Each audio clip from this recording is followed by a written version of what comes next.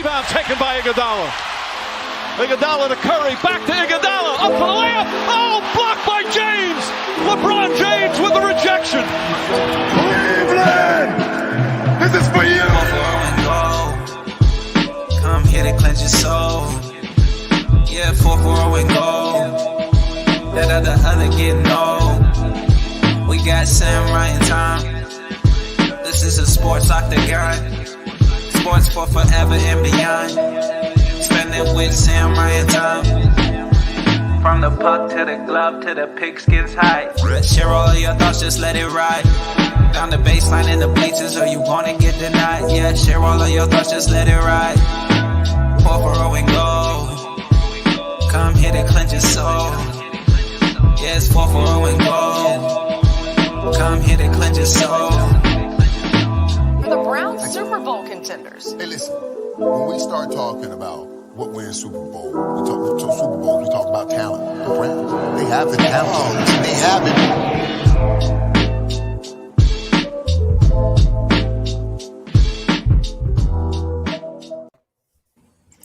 Let me start my camera. That will make my life a little bit easier. I was looking at it. Well, anyways, welcome. Episode 37, Friday night. Come in hot. Long day at work for everybody, I think, today. How are you guys doing tonight? Listen, better than I was earlier. Better than I was last week. I finally got that major project done at the house with the help of you, thank God. So I can actually kind of relax in this house and never, ever, ever, ever, ever, ever decide I'm going to do something like that again. Yep. Hell yeah. Yep. All right. Yeah. What up, Good Coach? day. What up, Coach? Good day. I feel like a whole new man. You guys can't tell. The man bun is gone. No more man bun for El Tomo. Hit the It's chop on. shop. Hit the chop Hit the shop. chop. Yeah. Yeah. Hey, it was time. It was time. You know, it's sad to see her go, but I love to watch her leave. You know what I'm saying? Yes. Yeah. So Friday night, man, I can't talk at all. It's been a long day. Started a new job this week and just trying to get used to it. But anyways, good show tonight. A lot of good stuff coming up. Whether a lot of high school football stuff. Some good news dropped today. We're going to get into talk a little bit about the wine. Talk about a little bit about the NFL. Shout out to Joe, Coach Rich, AJ, Sconey, some of our longtime watchers. Good friends of the show. How you guys doing tonight? What up, guys? Uncle Sconey. See, Rich is saying he said no video, but I don't know. I see video here. Is anybody else having trouble with video? Just before we get rolling here, that would be terrible. Internet connection. I mean, I see video over on my end on this small quality control screen that I have here. Right. How about that for some a little bit of Inception, huh? A little Inception. Oh. All right, settle down, Leonardo DiCaprio. He's an amazing actor, by the way. But yeah, yeah. So, what? Nothing. Did I freeze? Did you freeze? Good night. What is going on right now? But yes. A lot of good topics. Going to get in a little bit of Tribe, a little bit of Browns. Definitely heavy on some football tonight regarding OHSAA and some rulings that came down today. Sammy's got the skivvy on that one too. As everyone knows, we do have some information from the local schools around us. So pretty excited to hear about that because actually I haven't heard about it. Sammy held that information until right before the launch. Didn't tell me about it. So very interesting. Guys, we just have some reactions from the local coaches. As soon as I got the news, I contacted a couple coaches just to see what they were thinking about it. So we're going to share that information with you. It's pretty much with what you thought it would be, but that's one of the cool things about having a relationship with great guys like Coach Ed Rankin, Coach Buzz Edwards, Coach John Butchko, Coach Chip Sorber. Excuse me, Bob Delgosh. Chip Sorber coming up on Tuesday. Geneva. Eagles Nation. Are you guys showing up or what? You guys are. It's a hell of an act to follow. I'll tell you what, because Coach Edwards, Buzz Edwards, was on here representing the Dragons Nation was here, and they were here in droves. So I'm expecting a lot from Geneva as well. We're also in the process right now of getting in contact with Conneaut. I think we're going to be able to line that one up the following week too. So that's going to pretty much cover everybody. But we're going to hit high school here in a little bit after the boring stuff that we always start the show with. So let's start the boring stuff. The crap, the COVID-19, the epidemic we're all dealing with on a day-to-day basis that everyone's sick of hearing about. But let's talk about it. Here we go. Give me 1 second. Give me 1 second to talk about it. Here we got some numbers for everybody. The usual day late, $1 short from Google. But 559 confirmed cases, 46 deaths, 1,166 confirmed in the state of Ohio, and 22 more deaths. So not bad. It's always, it's getting old to talk about, but it's part of the show. We made it that way. Everyone in Ashtabula knows what's going on a day-to-day basis. It is what it is. You think it's boring to talk about? Think about how boring it is to live with it. Yeah, well, that too. Yeah, I mean, we're sick of talking about it, but I'm sure there are certain people that are sick of dealing with it, sick of living with it. I know as a healthcare professional myself, I'm sick of having to, do all these extras and all this extra stuff for it. But you know what? That's the way it needs to be. We're trying to keep other people safe, and I think if more people would, start putting others before themselves, we would be in better shape, not just on this, but in all things. Oh yeah. Right. Absolutely. No, I mean, it just, I'll tell you, you know what? I'll be genuine real quick and then I'll shut up about it. The part that sucks the most about it is when you want to go do something now, you have to plan out everything. Like you can't walk into a store without a mask, which I understand it, you need it and everything. But the worst thing for me is happening to take that many extra steps. Because what happens to me, I go into the store, get to the door. There's this big, gigantic sign that says masks are required. I go to my pocket. Guess what ain't there? My mask. So now I got to turn around, go back to the car, get my mask to walk back in. I know it's a little, whatever, but it's just getting old. It genuinely is getting old. But, what's getting old to me is there's this rock star out in Menor that makes it a point to go to different and basically just Karen to the next level of Karening. I think there's a Ken now with her too.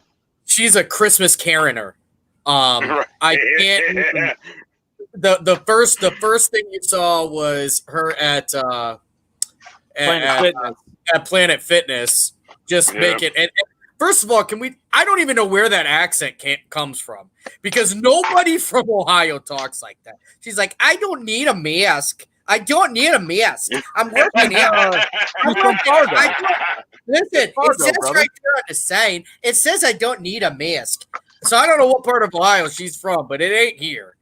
So she takes her sideshow from Planet Fitness over to the BMV. And let's just say it didn't go great for her. No. And the worst part about that whole video, because I watched it for a few seconds, so I skipped through it. At the very beginning, right behind her, very prominently, no electronics. I think a cell phone's an electronic. I could be wrong. I don't know. But then later in the video, and then later in the video, I think one of the guys that works there is like, I'm going to call the police. And Ken is over there like, oh, come on. You don't want that shit again. You're going to call that out before. All you kept hearing is, I'm accompanying my boyfriend. I'm accompanying my boyfriend. I'm accompanying my boy. Like, I don't know why they didn't look at her and go, listen, are you here to get a license? Are you here to get a license plate? Well, then, hey, Napoleon, you can leave. Right. Eat it. He's like, I have a right. I have a right. Shut up. So here's the question. No, you don't. Like everything, like everything, all of her stuff. Like she always talks about how she's gonna contact the police, that kind of thing. Do the police at this point take her seriously? No. No. They walk in and they say, listen, it says on the door, no mask, no entry. It's up to you. Put a mask on or leave. It doesn't matter. All it is publicity for it. It's just trying to get it's clickbait. That's just what it is. Listen, that's all it is. My favorite of the new things is everybody who says it's not a law. It's not a law. No, listen, guys. All you need to do is look at a mandate and a law, and see which one holds more weight. And you're gonna get an unappetizing finding, in that they both hold the same weight. It's just they get put in differently. Yes. So well, here's the thing. Keep this simple. Listen, if you don't want to wear a mask, that's great. Well, that means you don't get to go to Walmart. You don't get to go to, I don't know, Aldi's. You don't get to go anywhere. You can't walk in. Your Polar Pop symptoms, you ain't got them no more without the mask. You can't get a Polar Pop without a mask. All y'all with, I think it's 73 cents after tax, title, and doc fees. I don't know what it is, but whatever it is, you ain't got a mask, you don't get a Polar Pop. Just keep this simple. They have the right to boot you, regardless of how you feel about the mask. If you think the mask mandate is stupid and you're, by God, American, you can do whatever you want, well, you can. Just not at Circle K, not at Walmart, not at Busy Beaver, nowhere. You got to have a mask on. You might be American, but you're not. Do a live web show. I can tell you that much right and now. I thought for sure shit was about to get weird. All I'm saying, like, you don't have to like the mask. I don't care. That's your own personal agenda. But you got to, if you want to go to Walmart and go shopping, you got to put the damn thing on. That's just what it is. That's what it is. I don't like wearing seatbelts, but I can't go to Ashtabula Municipal Court and when they cite me and be like, yeah, seatbelts are stupid. They'll be like, yeah, you know what else is stupid? The check you're going to have to write us. Right. Yeah. $180 later. Yeah. You're welcome, Nick. Little Dwight action there, baby. False. But yeah, I mean, let's just, this Karen from Menor, got a little Dunder Mifflin down there too. I missed the office meeting. I should have wore mine too. Yeah, but this lady from Menor, here's the kicker. I'll tell you what, because I never get on Facebook and do the keyboard warrior thing like half of America does. I just don't care. But that one I did, and I went to go start trying to type stuff. She's got it blocked. You cannot respond to her and her videos unless you're a friend of her. I'm assuming a friend or somehow an acquaintance. I don't know how that one works, but I would have loved to have let her know about herself. But the only ones she's shown were people that supported her. So that was all of like 8 people that I noticed. But live and let live, man. I mean, hold on. It is what it is. It's like Anna P something. Let me see if I can find it, because guess what? She's going to be our donkey of the day. I know. Be careful, man. She might sue us. No, she's. Yeah, Karen is a dumbass. Let's just wait. I do want to wait. So here we go. I'm going to go ahead and share the screen. I'll click the button for you. All right. So here's the screen share first, ladies and gentlemen. I want to put this out there so you can all just look at all this glory right here. This full-fledged glory. Say no. If you wanna laugh, go watch this video right here, because it is hilarious. Other than that, go ahead and fire her up, Ryan. It's absolutely. You know what? She gets a 2. I mean, come on. And the BMV. Yes, it is. Oh God, we got your back, boys. Can you imagine being a BMV worker? Number one, you're already probably the most hated of all the people in the entire country. Nobody ever goes to the BMV in a good mood. It's just not. Like happening. You can't So you already have to deal with all that happy horse shit, and then here comes. I don't have to wear a mask. I don't have to do it. It's not enough. It's not enough. That's not. I'm accompanying my boyfriend. And he's like, "Come on, Anna. They're gonna call the police on us again." I mean, you know what? Though? No. Props to that dude. Props to that dude for standing behind his woman, man. Props to that dude because from the video, he was definitely standing in front of her, shaking his head. I'm just putting that one out there. Yeah. Hopefully he's standing in front of her, 6 feet in front of her. Right. Yeah. Yeah. No social distancing going on there. Yeah. All right. So let's go. Social distancing because I don't want her within 6 feet of me ever. Yes. Not at all. But let's move into kind of a hot topic that we've had, not sports related, but it's interesting. The wine test positive, then negative. So I have seen quite a few people on Facebook posting about this. It was interesting because it all happened in one day, but then I did some reading, just so you guys know, I might not be able to spell well, but I can read just fine. Which I don't know how that one goes. Right. But he took a rapid response test in the morning, which provided a false positive, and then the evening he had at some point in time during the day, I would assume, had the genuine full-fledged test, and in the evening he found out that he was negative. I'm sorry, saying that wrong.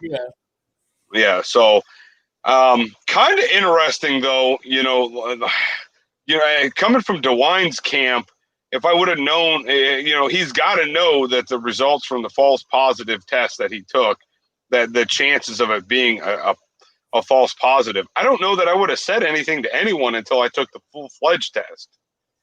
Then I also think, in a way, he was trying to get out of his little rendezvous with Trump. That's just my opinion, too. He didn't want to meet Trump that day. Hey, listen. At work, and everyone probably can attest to this watching in the panel. Hey, you call in and say you got 100-degree temperature, every one of them cats can tell you, stay on home. I don't want you here. And get your ass out of here. You come in with a positive COVID test, Trump ain't coming to see you. I'm telling you. Mike DeWine was the victim of a faulty test. The test was provided by CNN, the king of fake news. So it's no surprise that this is what's going on. But outside of that, he's a tremendous guy. Tremendous support for me. I've got tremendous support for him. Everything's tremendous.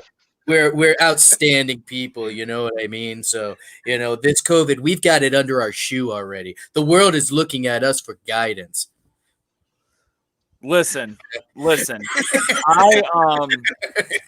I watched that Axios meeting between President Trump and the interviewer on HBO. And I thought I was watching an episode of Arrested Development. I swear to God. I mean, listen, guys, I just want to ask them. I'm not taking a stance for or against. If you know me, I make fun of anybody who talks. Exactly. So it's not just about him. If you want me to go in on Creepy Sleepy Joe, I'll go in on him next. Listen, same thing here, man. Same thing. Ooh, boy. So, I will dog on anyone. I dog on myself. But in that interview, man, when the guy says to him, so like, what's your response to like these tests? Well, I mean, when you think about it, we have a lot of tests. There's many tests and many tests. And I just believe that with many tests, you're going to have many positives.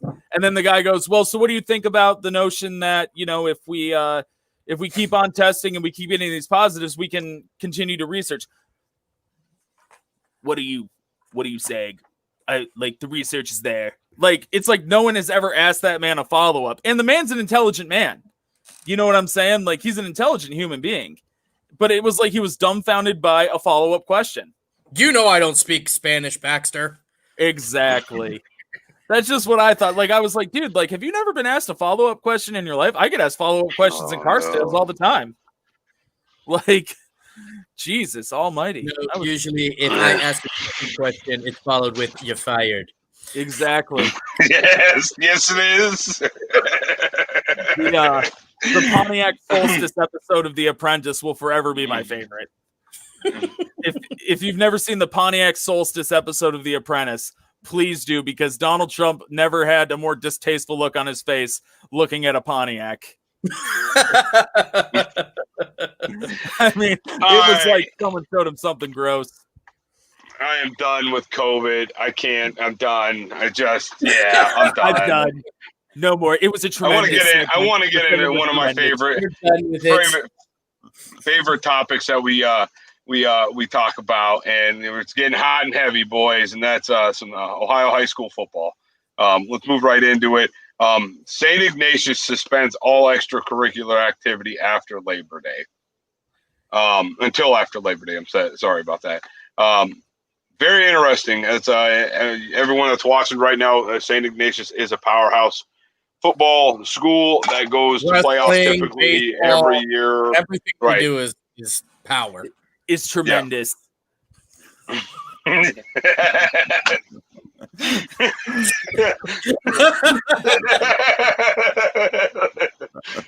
good, Tom. That's good. Thank you. It's tremendous. See what happens when you get rid of the man bun? See what happens? Just naturally become funnier. Yeah, that's. I kind of have the Trump swoop right Listen, now. I was just gonna say it. You eat a bag of Cheetos and you're on, brother.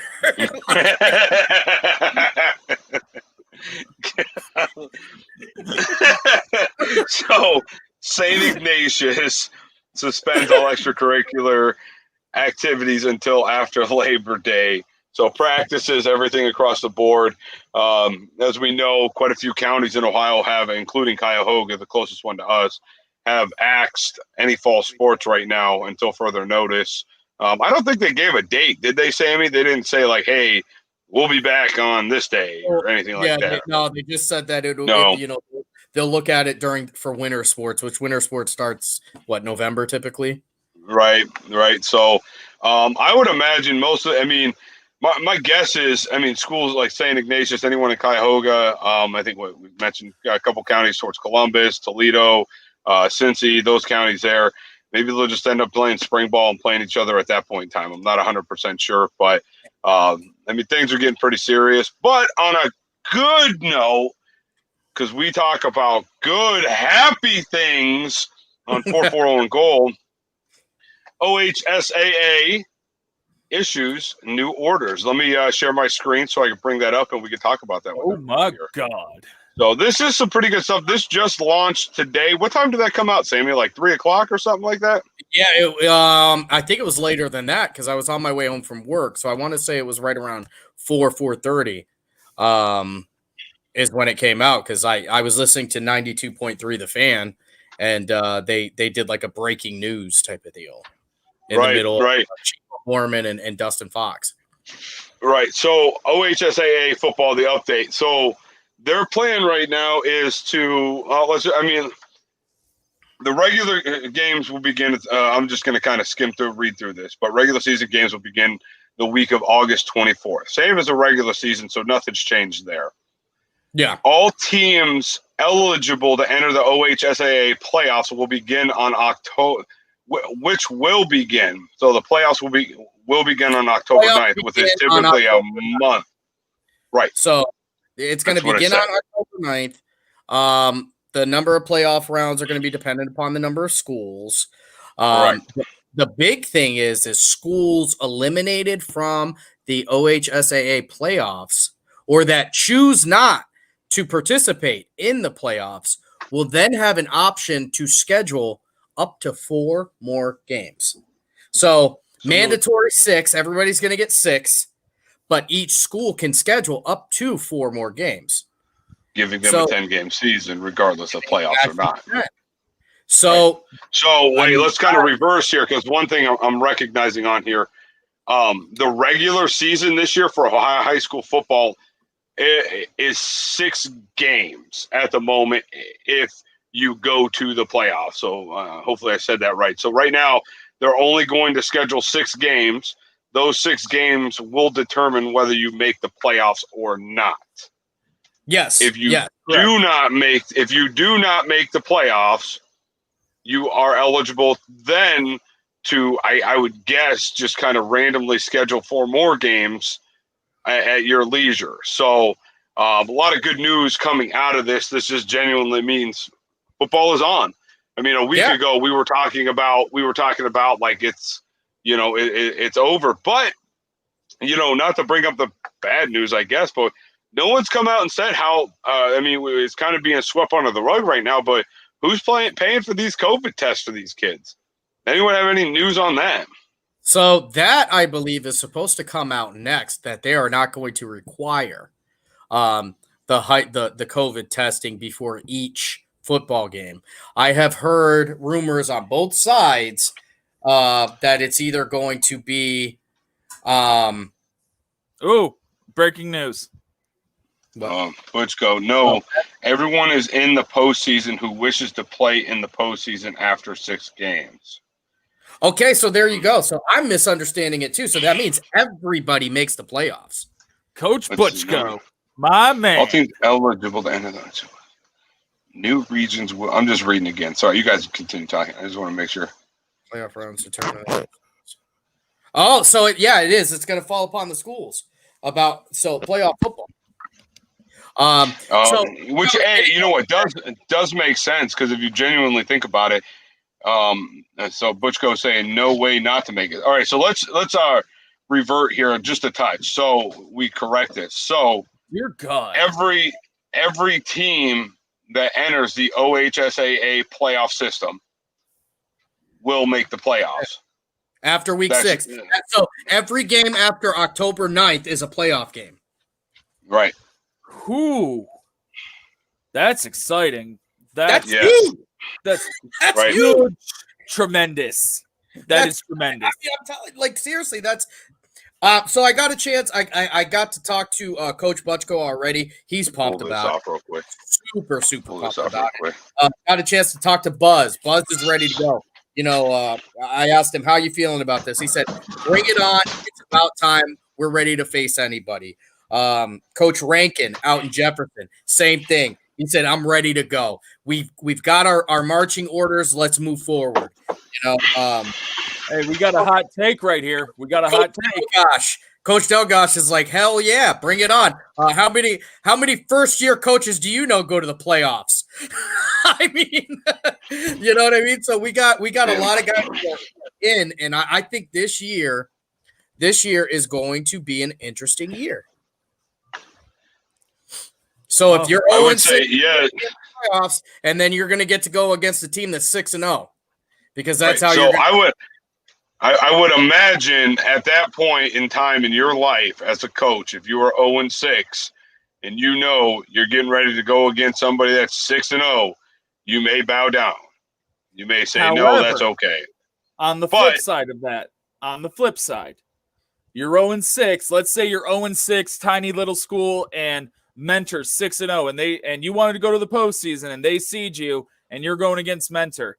Don't you think those kids that are 0-6 are going to have that Appalachian State versus Michigan mentality? Right, but you got to remember, it's still D1. And I would imagine they're still going to divide. So no little school is going to play Mentor a powerhouse. I didn't mean it would be another big school, right?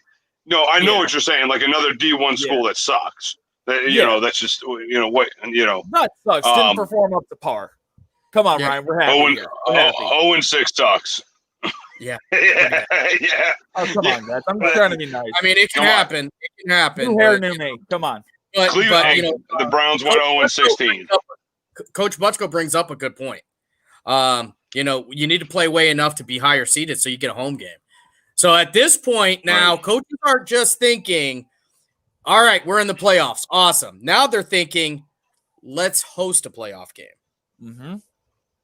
How big would that be for Lakeside, Edgewood, Jefferson, St. John? I'll be honest with you. Lakeside, just the sheerly from the size of that stadium, from the parking and the location, should have been hosting playoff games for years. They should have been hosting playoff games since 2001. That place should have been hosting, whether Lakeside's playing in it or not.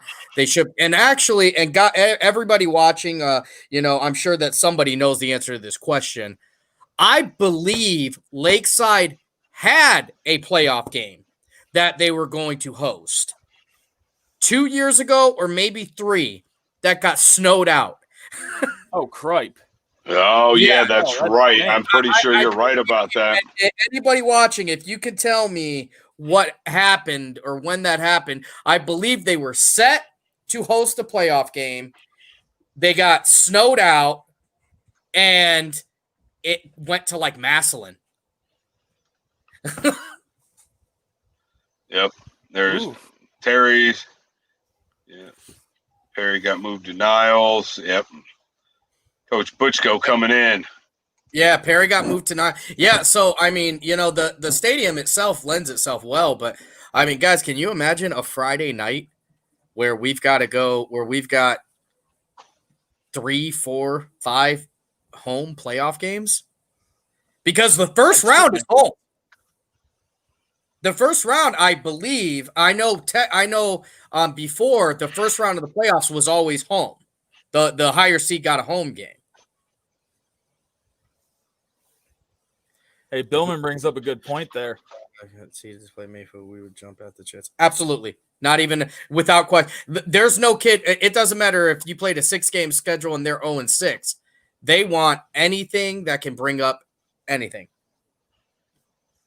Oh, absolutely. There is AJ. Remember Appalachian State, Michigan. That's a good point. No, that's a good point. That's absolutely a good point. Yep. Yeah. But that's something you're going to have to contend with. I mean, that's just, sometimes if you want to play ball, that's right. That's it. There's no right or wrong answer right now. You just got to go with it. When does it become a problem, though? Do you, and coaches who are watching, like Coach Butchko, I know Coach Rankin was in here for a minute, Terry Henton, Kevin Crockett.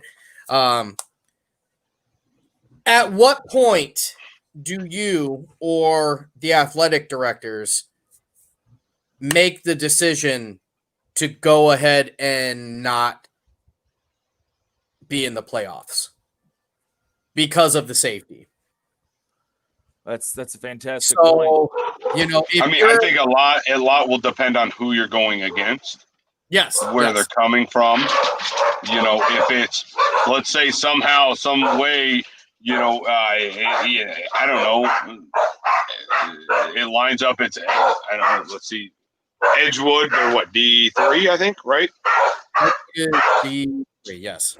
Yeah, I'm trying to, in Lakeside's D2, so that wouldn't work. But, a local, a closer school would probably be all right. But the thing is, Cuyahoga's out. As of right now, Cuyahoga County, doesn't matter what school you go to, you're not playing. Man, that's tough. That really is. Let's see. When we are told by the AD super board. It's the superintendent and the school board. Oh, okay. And I think I think at a time like this, it behooves people that are on the school board, the superintendent, the athletic director, to change a way of thinking and become more forward thinking than they possibly already are. Because this is a time, some kids may have gone 0-20 their high school career. Now they can sniff the playoffs. And if it's not that high of a risk, I really think you need to be forward thinking, because if you're going to be stuck in your old ways and be like, this just isn't safe, I think you're missing out on golden opportunities for these kids. Because if we want to let them play, we need to let them play at the highest level, not just the level that we agree with. If that makes sense, what I'm saying. Yeah.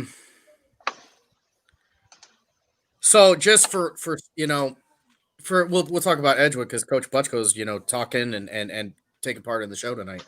If Edgewood's in and their first round draw is Girard, and Girard is playing schools with higher than normal COVID rates, do you have to make that not the coach, but does the athletic director have to make that difficult decision? Correct. I mean, we're talking, isn't that more heartbreaking than, to me, that's more heartbreaking than flat out saying, guys, look, I know we can play in the playoffs, but I'd rather get you 10 games no matter what. Yeah, it is. And it's something out of your control completely. You need a hell of a collaborative effort to get that going. Yes, you do. I know we have beat the hell out of the dead horse here with the county league. I know that. I get it. It's something we're all very passionate about. We have asked every single coach about it, and every single coach has given a very, detailed and genuine take response. Yeah. But now that everybody, you're talking about playoffs, I think honestly, most people were thinking playoffs weren't going to happen at all. I think let's be realistic. There's still a chance they don't. We still have the time now, and we have 6 weeks. We're in week 3, and 75% of the teams for some reason have COVID testing positive. It's done. It's just like the MLB, NFL, NBA. It's all on a week-to-week basis. That's what it is, and and Butchko, with him. I know what him and Henton, I know what they're saying. They're just they're gonna play like they want. Like it's a regular season until they're told no. They're until they're told they're not playing anymore. Then they're gonna keep playing. But that and then the other factor that we haven't even talked about yet is when a parent gets involved, man. I want to share something to the show real quick. Just this. I just want to give you a geographic idea. And by the way, I don't know if you know this, Sammy, but Asheville area is going virtual for the first month. And I saw that That's too. Cool. Yeah. So if you guys see right here, when we're talking playoffs, and granted, they've already said that seeding and all that other stuff was going to be redone probably. But if you look right here, it's a pretty big area. So the green is one region. The blue is one region, the red is one region, the yellow is one region. So, it is kind of tight, but you're talking probably five counties, I would say, about right here. Yeah. At least 5 different counties. Mahoning. You got one good thing going. The Cleveland guys are in a different region. Appear to be. You know what I mean? Kind of that. No, those schools right there were on the border. I'll tell you that. Yeah, I mean, those are just ones that are obviously acts from the whole scenario. Yeah, so that's. I want these kids to play as much football as they possibly can this year, for them, but also for me, and for all the sports fans around here, because I think people love football, and I think these kids work their tails off to play football this year. And, the Ashtabula is on the cusp of becoming like this huge football area again. You've got guys that are taking over these teams that are so passionate and so forward thinking and so, just different from what we've dealt with for the last 10 years, that every single team makes a case to be watched. Absolutely. You've got Coach Butchko over there running this, just pass the hell out of the ball the entire time. You've got Coach Rankin, who's got a new offensive coordinator, and they're out there, they're ready to pass and make football interesting again, and try and bring Jefferson back to what Jefferson used to be with with being a hell of a football team. You got Coach Edwards, who, pun completely intended, walked into a buzzsaw in Lake and has turned it around to the point where athletes are back out there playing. He's got guys who want to be on the team, who give a damn about football, and that's the first step. You You've got Geneva, who went 8-2, and anybody watching this, I'm not sure how they didn't make the playoffs, but if you can tell me how they went 8-2 and didn't make the playoffs, especially with the 2 losses being against undefeated teams, I still don't understand that, because we're going to talk about that here in a few minutes too.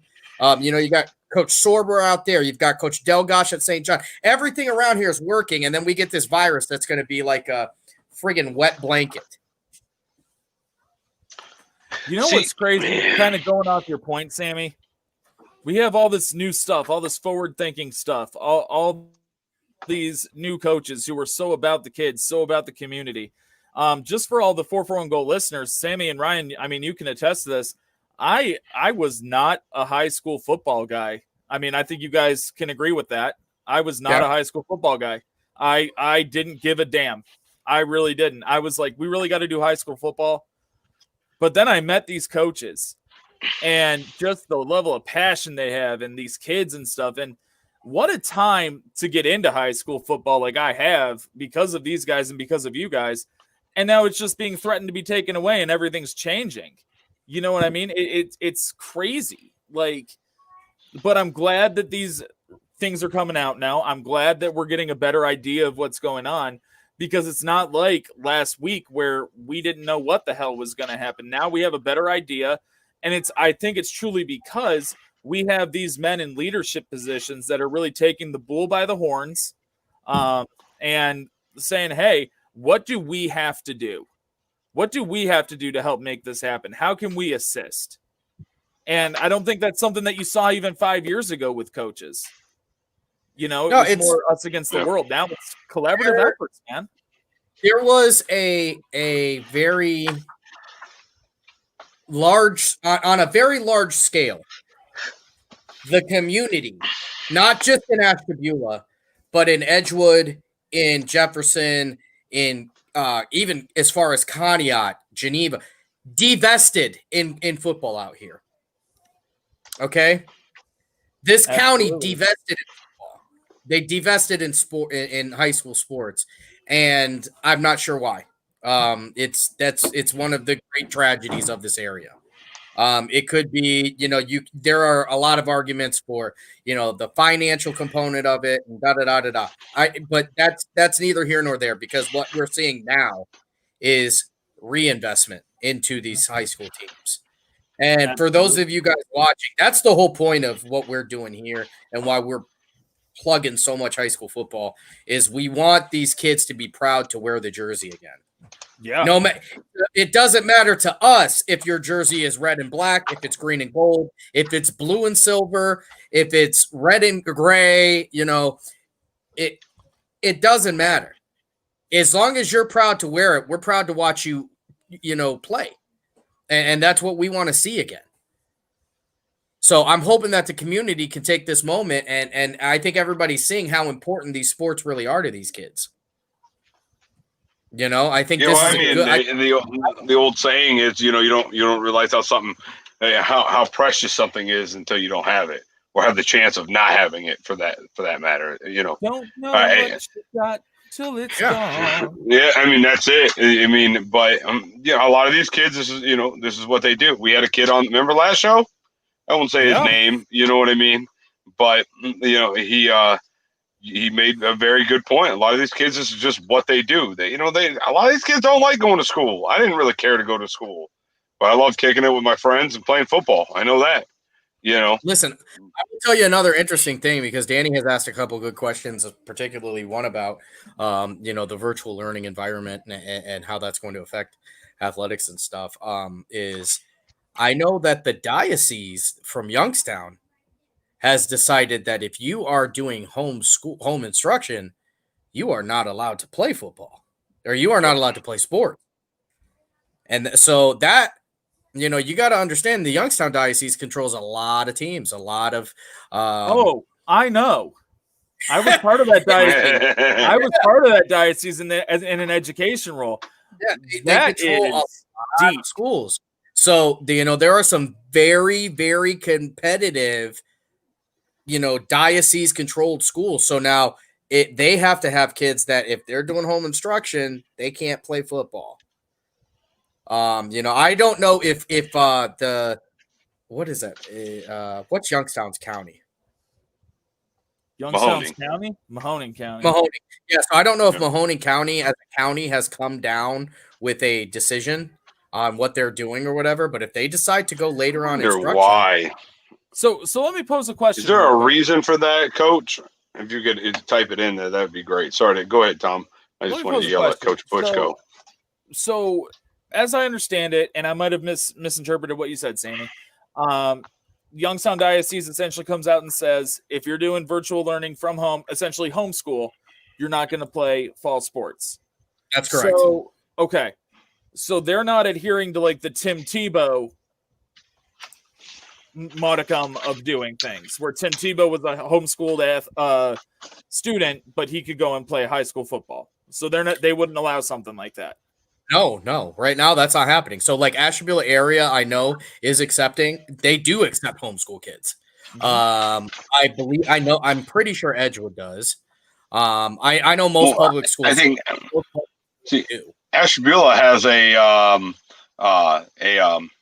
virtual learning, a homeschool through Ashtabula area city schools, where it's all pre-planned out, where a kid does not have to go to school, but it's all provided by Ashtabula area. Yeah. So they would still graduate from Lakeside, quote unquote. Right. So right. If I'm gathering what Coach Butchko's saying here, schools are essentially monetizing education now. Sure. They've been doing that for years. That's crazy. Yeah, but I mean, there is a safety component to this. True. Yeah. But at the same token, Ashtabula area is going virtual for the first month. Right. So, but what I'm saying is so Youngstown, if Youngstown has said that, you can't do it. So you got, isn't Cardinal Mooney run by the diocese? Yes, they are.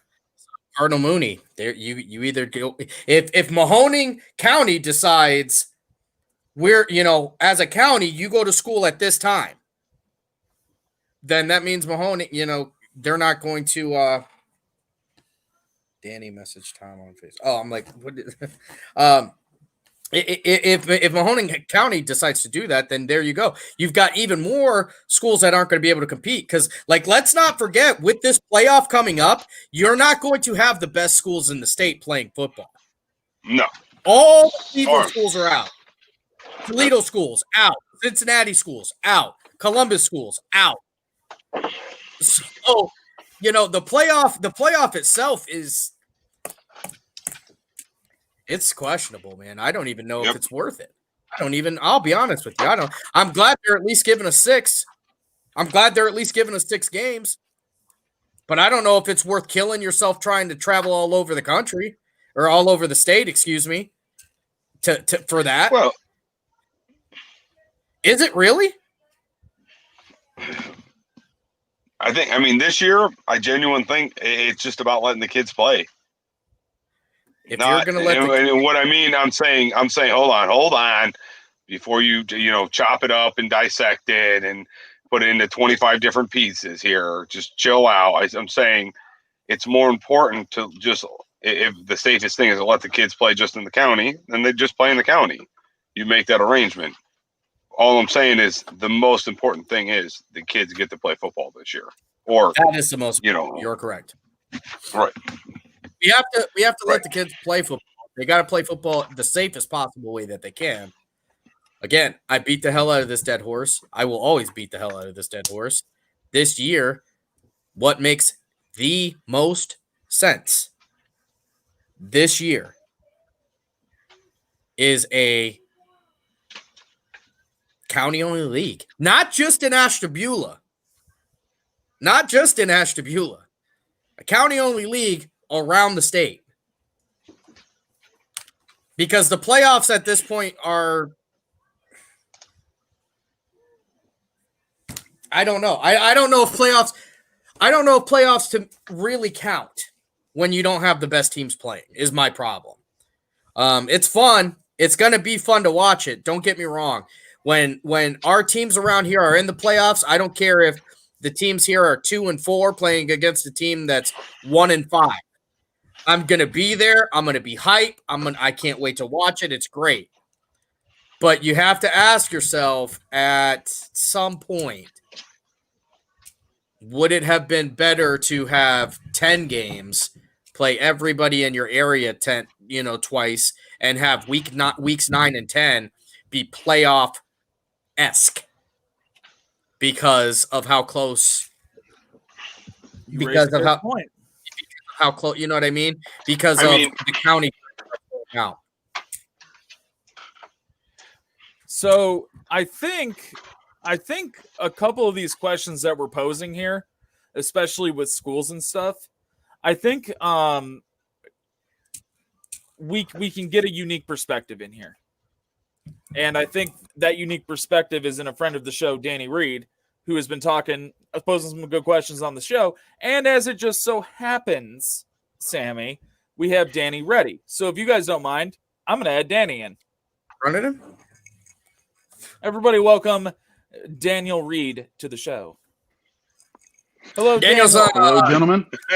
What's up, How's it going, buddy? guys? Oh, man. It's going good. We talk in a lot funnier circumstances than these. But yeah, I don't know. Tom and I were COVID-related, talking. I think it's. I think for a while there, I was just trying to live in a space where I was quarantined in my house and COVID didn't exist to me.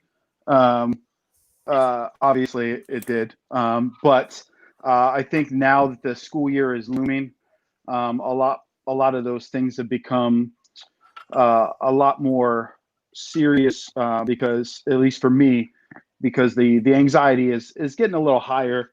Tom and I were talking last night. As an educator who definitely wants to be back in the school and feels like I best serve my kids in the classroom, building rapport with them and giving them a space where they can speak their creative mind, that sort of thing. Obviously, it's of the utmost importance to me that I get to be with those kids. On the other side of that, I do have serious concerns about the environment we are going back into. I work at a Division I school whose hallways are typically crowded, and who I know the admin there in the superintendent's office is, making it their top priority to make all the decisions to put things the right way. How much is in their hands is something that's up in the air and remains to be seen. And I think all of those things affect us equally, from the coaches that you guys have on there to the teachers that are in the building.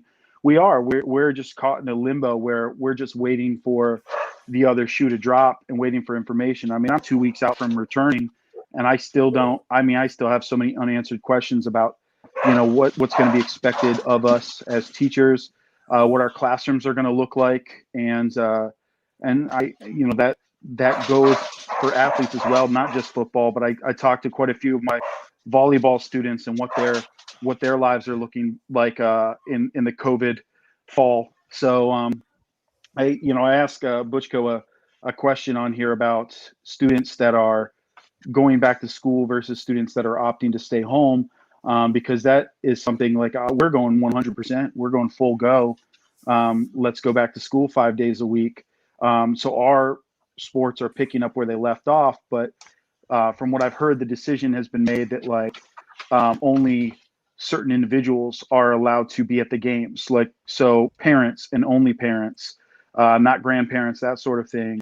And from what I've heard, teachers can go to games.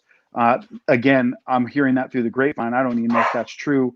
Most of the stuff that I've seen has been closed practices and closed gyms to the teams and coaches, and that's it. No spectators whatsoever. So I'm in the same boat as you guys. I don't really have any sort of inside information as far as our school goes. Just a lot of questions. Yeah, I was going to say out here right now, as far as we know, can I hear you? We can hear you. Yes, we can hear you. We can hear you, but unplug. There you go. That might have done the trick right there. But I was going to say, from what we know, and maybe I don't know if Butchko is still watching, but sorry guys, as far as we know, you cannot. But as far as we know, you cannot. There's no fans All in the right. stands as of this year. So, I don't know. I lost you But- guys for audio. well, thank you for your perspective. We're gonna bounce them out real quick right now. I'm gonna take them out. There we go. Yep. I don't know what happened, but yeah. So I mean, and Danny's what? He's out in is it Arizona? No, he's in Columbus. Oh, why did I think he was in Arizona? No idea. don't Yeah, know. he's right in right outside of Columbus. So, Oh, okay. you know, it's a But yeah, in our area here, you know, we as far as we know, there are no fans in the stands. Yeah. There it is. as it stands for right now. There are no fans. None. Mhm. So, you know, that's one of the things we're also trying to do on this show. Is one thing we're going to do for sure is any stream that is shared by the school, you know, Boxcast for Jefferson, Lakeside, Edgewood, St. John, Conneaut, Geneva. We're going to share that to the page. Right. Some of the games obviously share. We are going to not share it, but comment, you know, on the games and stuff like that for the games we're covering that week. But we want you guys to know, everybody watching here, that 440 and Gold is going to be your first stop for high school football in Ashtabula County. If you're looking for it, this is where we want you to check first, because we are going to do everything in our power every single week to make sure we're providing at very minimum updates on the games. But the goal is to provide actual, live Coverage feeds for you guys. Yeah. I mean, we'll be able to stream it and talk about it a little bit. That's going to be. I'm sorry, reading the comment, but. Hi, Jenny. Yeah, stream it, talk about it, be part of the, be part of the action the best way that we can. Hell yeah. But let's what do you guys think? Take a quick break, go in the second half real quick here. Hell yeah. Let's do it. Business of the day. Tom, you're going to run. Business of the day, baby. So Business of the day, and we'll go into our typical 4-minute break and then run the second half. There you go, Tom. So, Ryan, take down that business of the day emblem right quick there. Take it down. Okay. Hold on. You guys see this? No more man bun. None. I got my hair done today by Mario's Barbershop. And my boy, I can't even do this right anymore.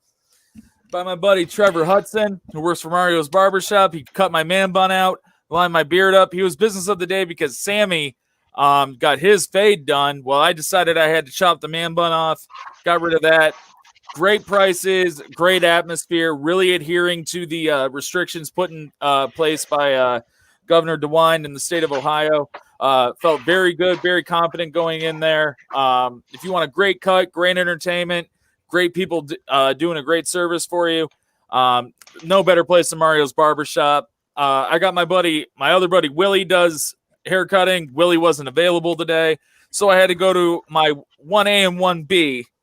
These guys always take care of you. Mario's great. Been getting cut from him since he was at Flying J on Route 45 back in like 2002. All right, so definitely check them out. Mario's Barbershop, business of the day. So we're going to go to break. We'll see you guys back in a few minutes. See you back about 4 minutes. We'll kick off second half of the show.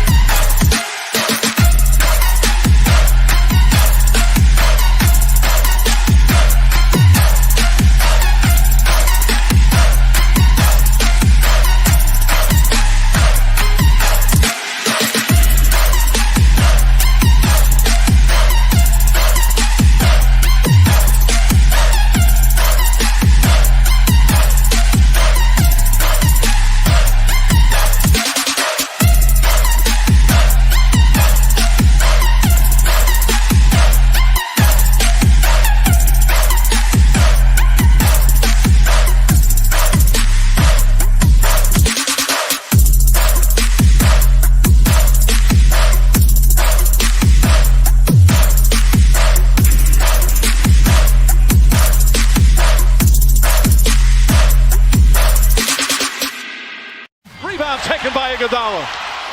Iguodala to Curry, back to Iguodala, up for the layup. Oh, blocked by James. LeBron James with the rejection. Cleveland, this is for you. Come here to cleanse your soul. Yeah, 4-4 and go. That other getting old. We got Sam right in time. This is a sports octagon. Sports for forever and beyond. Spend it with Sam Ryan time. From the puck to the glove to the pigskins high. Share all of your thoughts, just let it ride.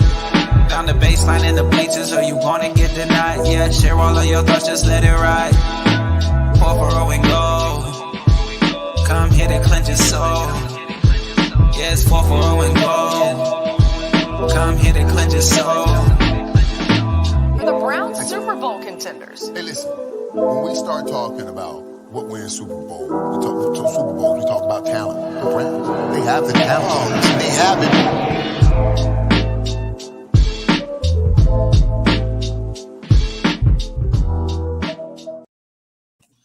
Oh, welcome back to the second half of episode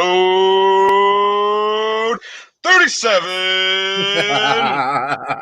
Oh, good to be obnoxiously loud right there. Hey, Sammy, wasn't there a thing you were talking about today? Isn't there like a new way to interact with our show? Yes, we do. We actually have a Twitter feed now. So for those of you who are in the Twitterverse, the Twitter universe, check us out on Twitter at 440 and goal. So it's at 440 and goal, just like Instagram, YouTube, the whole nine. At 440 and goal. That's our calling card. Go check them out.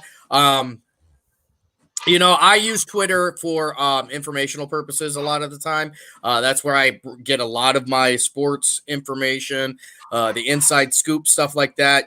Guys like Adam Schefter and stuff have made a career out of tweeting stuff first. So our Twitter. Old Shefty. Yeah, I can tell you this much. Our Twitter feed is going to have a lot of sports information out before you hear it anywhere else. So you're going to want to check us out first. So check us out on Twitter at 440 and goal on Twitter. How exciting. I think I need to do something here real quick, guys.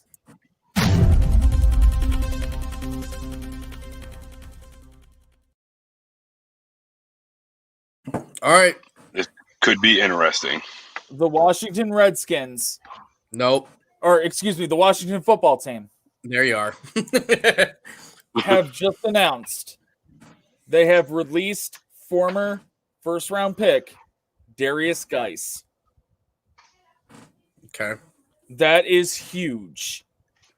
Because now all they have are the 85-year-old knees of Adrian Peterson and the Joe Schmo that played in the Bourbon Bowl with Bobby Boucher running the football. Did you see why he was released? Yeah. And it's not a good look. No. It's probably the worst look ever. Domestic violence is no joke. Violence of any sort is no joke, and I don't think we would ever make light of it. But I think we can safely say that Darius Geis is a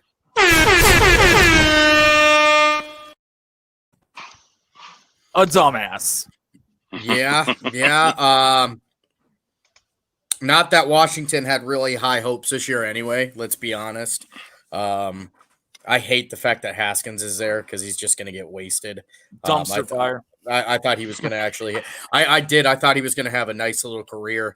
But then again, and I will own up to this, I am the worst, the absolute worst at calling quarterbacks. I cannot tell you what college quarterbacks are going to be good in the NFL because everyone that I fight with people over that because I think they're going to be great ends up sucking. And not just a little bit, like being terrible, like they shouldn't even be playing football. Because it's a track record, Sam. I want an example. I wanted Cardale Jones to be the Browns' first round pick the year he was in the draft. I thought Troy Smith was going to be the best quarterback in his draft. Right. Yeah, it does. I mean, my track record just sucks with quarterbacks, and I figured that out a while back. And you know what? It's really not much better with running backs because I thought Darren McFadden was going to be like the new Jerome Bettis. That's just how. Yeah, there's some miss. There are some swings and misses. AJ Long and Nick Billman can tell you, and I will fight. I will fight for my crappy take as long as I can. And it's not just in football either. It's not just in football either because you're looking at somebody. I wanted Derek Williams over Kyrie Irving. I thought Derek Williams was going to be the best. Yeah. What'd you swallow your dip? I almost did. I had to catch it. Oh Yeah, my god, so- I'm gonna be sick. Sounds about right, Coach. I probably would have. I probably would have because I am what they call I guess you can call me a stat whore. Like if you put up big stats, so I can't call good quarterbacks. Listen, Running I'm backs- still holding out hope that Todd Marinovich will be a good quarterback. Oh, another one of my super great takes, Justin Blackman, I thought was going to be the next Jerry Rice. So Justin Blackman failed hard. yeah, Justin Blackman got taken out of the league by Wild Irish Rose. Not necessarily his fault. It's funny you say that, Coach Butchko, because I 100% did want RG3 over Andrew Luck. I thought Andrew Luck was a super overrated quarterback from Stanford. I hated And he Matt was. Ryan. I hated Matt Ryan. I still hate Matt Ryan. Since he's been at Boston College, I thought he was a shit quarterback there. Here we are, But you 10 hate years him later. because you were wrong. But hey, Sammy, your take on No, RG3 You wasn't hate wrong. him because of that. No, Take on because him is not wrong. I didn't like him when he was at Boston College either. I thought he was overrated. And he was. But here we are 10 years later. He's a starter. And every year, he's a top 10 quarterback in the league. Well, listen, I'm just going to tell you, your take on RG3 over Andrew Luck wasn't wrong, dude. RG3 has had a longer body of work. He's played more meaningful minutes in the NFL than Andrew Luck has. While Listen. Andrew Luck has gone farther in the playoffs, Andrew Luck literally is a Civil War veteran. His body is that of a 125-year-old man. Listen, What? I love Pootie Tang. I do too. But he is not better than Andrew Luck. Even if Andrew Luck quit 2 years ago, Andrew Luck was going to be better than him. Like, So I missed. RG3's But who's still nickname in is the league? Booty Thing? RG3 is Pootie Tang. Why? How does this happen? That's just what I called him forever. But like I have always been that way though, and I will fight with you. So you guys now. Everybody is going to get to see my shitty takes and how I argue about people sometimes illogically. I don't care because I will admit that I'm wrong, just not going to admit that you're right. Hey, I guess our Tim Duncan argument will man. never get resolved. No. First of all, you're the only person in the country that thinks that about Nope. Tim Duncan. They don't Nope. even think he's the greatest player in the Barbados, and that's where he's from. I disagree. There's a whole Reddit group. There's a whole Reddit group dedicated to Tim Duncan as the GOAT. Okay. First of all, you posting on a Reddit that you only read doesn't count as an entire Reddit group. Right. For the Just past because 10 I'm years, the if you're moderator the and only the one to founder of the post. subreddit Right, doesn't mean exactly. anything, okay. I have about 110 members. Okay, we're strong. There are dozens of us. Like never. How many knew. of them Okay. are named Tom? Tom likes his own status. Actually, like 4 of us. Tom likes his own status, which means that's the virtual equivalent of giving yourself a high five. I love giving myself high five. Oh, I was watching a Yeah. video today of watching Lil Wayne at an NBA game, giving someone else a virtual high five. That was interesting. And actually, here's a call to action. It's a little personal. I want to find out how to get it on a virtual NBA game. If anyone knows how to do that. You just buy You a guys ticket. seen that? You just buy a ticket, bro. That's it. That's They're all you have to My do. younger brother. My younger like brother. Well, did it. never $1,000. mind. My younger brother did it, and he had his PlayStation VR on. He was at the game. Like, he said it was nuts. Yeah, I saw at the Dodgers Never game. gonna spend $1,000 on it. I saw at the Dodgers game this week that they had Bernie from Weekend at Bernie's there, which is, as far as I'm concerned, that's the GOAT. I mean, whoever spent that $1,000 for that laugh, good for you, man. Although it was probably some idiot like Jake Paul or somebody terrible. But, Yeah. It's probably one of these YouTube kids. But yeah, I'll tell you what, I'm interested to see this year because one of the things we're going to talk about later is we're getting into, I don't know, what time are we getting into Ohio State? Let's see. We got one topic in front of it. One then we're topic going right into it. Well, let's get into that. That way we can dig our teeth into the Ohio State stuff. Yep. We got 2 topics in front of it. Yep. I think, well, either way. So, yeah, 66 NFL players as well. They had till yesterday, so it should be only 66 at this point, but I think they still can. I mean, they put a deadline on it, but the deadline's only so you can get paid. The deadline's only so you can get Right. paid. You can still opt at out this at any point- time. They're just not giving you that, what is it, 350 or 125? 125. Sorry. Yeah, but you got 350. You could get $350,000 if you had an actual medical reason to opt out. Right. If you were Right. if you were opting out for personal, your own reason, then it was $125,000 you could get. God, I would That, love by the to way, get that opportunity. everyone thinks it's like here's 150 or 25 or here's 350. No, it's towards their contract next year. If you read through it, it comes out of their contract next year. They're getting their money this year. it's exactly what I just said. Right. You said toward their contract. You're acting like they're like, yeah, we're Right. gonna throw $125,000 to you next year. Good luck eating that cream corn. Then whatever. Then you misinterpreted it. So what I meant was what you said. Whatever. All I know is if you take that 350,000 next year when you're getting paid, it will be less 350 grand or less 125 grand. Yeah. Which makes it interesting for people that are on the bubble this year. They're on the last year of their contract and they're opting out. They're gonna owe that money back. Free Yeah, money, I know. baby. This is Trump's America. It's tremendous.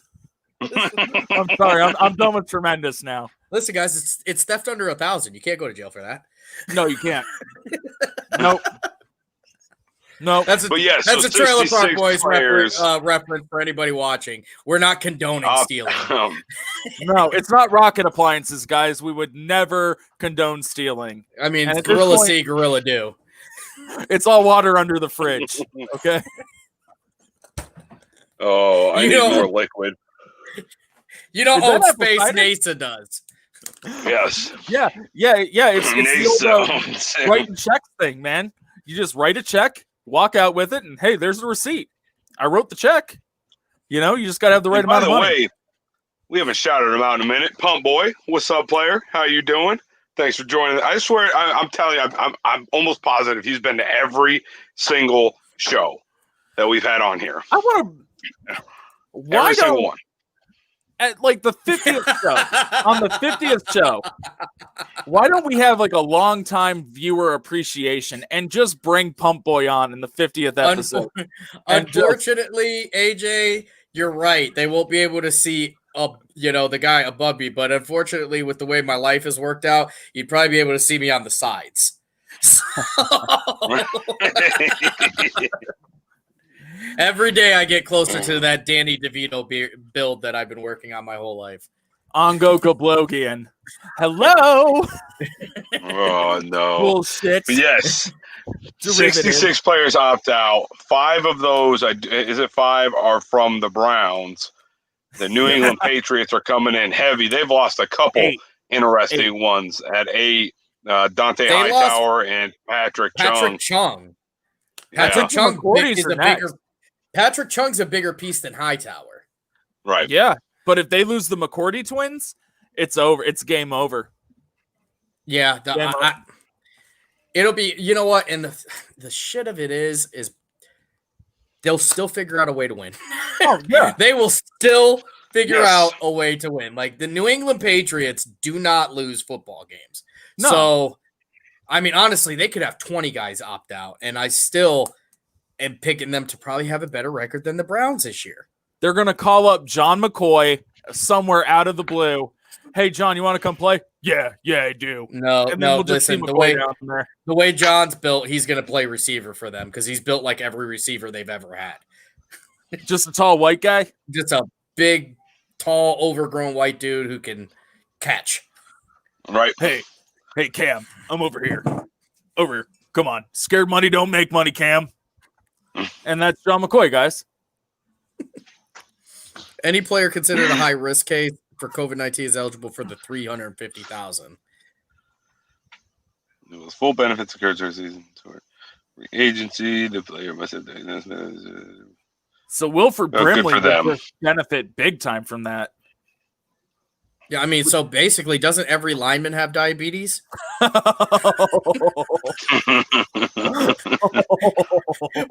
Well, the thing is the funniest thing is as we're looking at, that's terrible, I know. But as we were looking through the list today, everybody that opted out, like 7 out of 10 players is an offensive lineman. like they're all offensive linemen. They're the only Coach Rich is pissed. I can just see some of these offensive linemen too, like Drew Forbes coming back next year and just looking like fat bastard from Austin Powers. I Just can't wait like till that, Drew spin Forbes around. comes back next year and they're like, who are you? Like, Right. you know, like, listen, you know for a fact there has to be some instances where they get the letter and it says, "Hi, my name is Sam Torres and I'm opting out of playing this year." And the coaches are like, "I didn't even know this guy was on the team."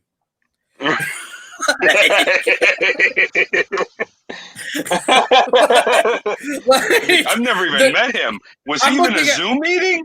yeah, Does he have a login? I thought this was just a Madden film name. I didn't know this was a Right. real person. I'm sure.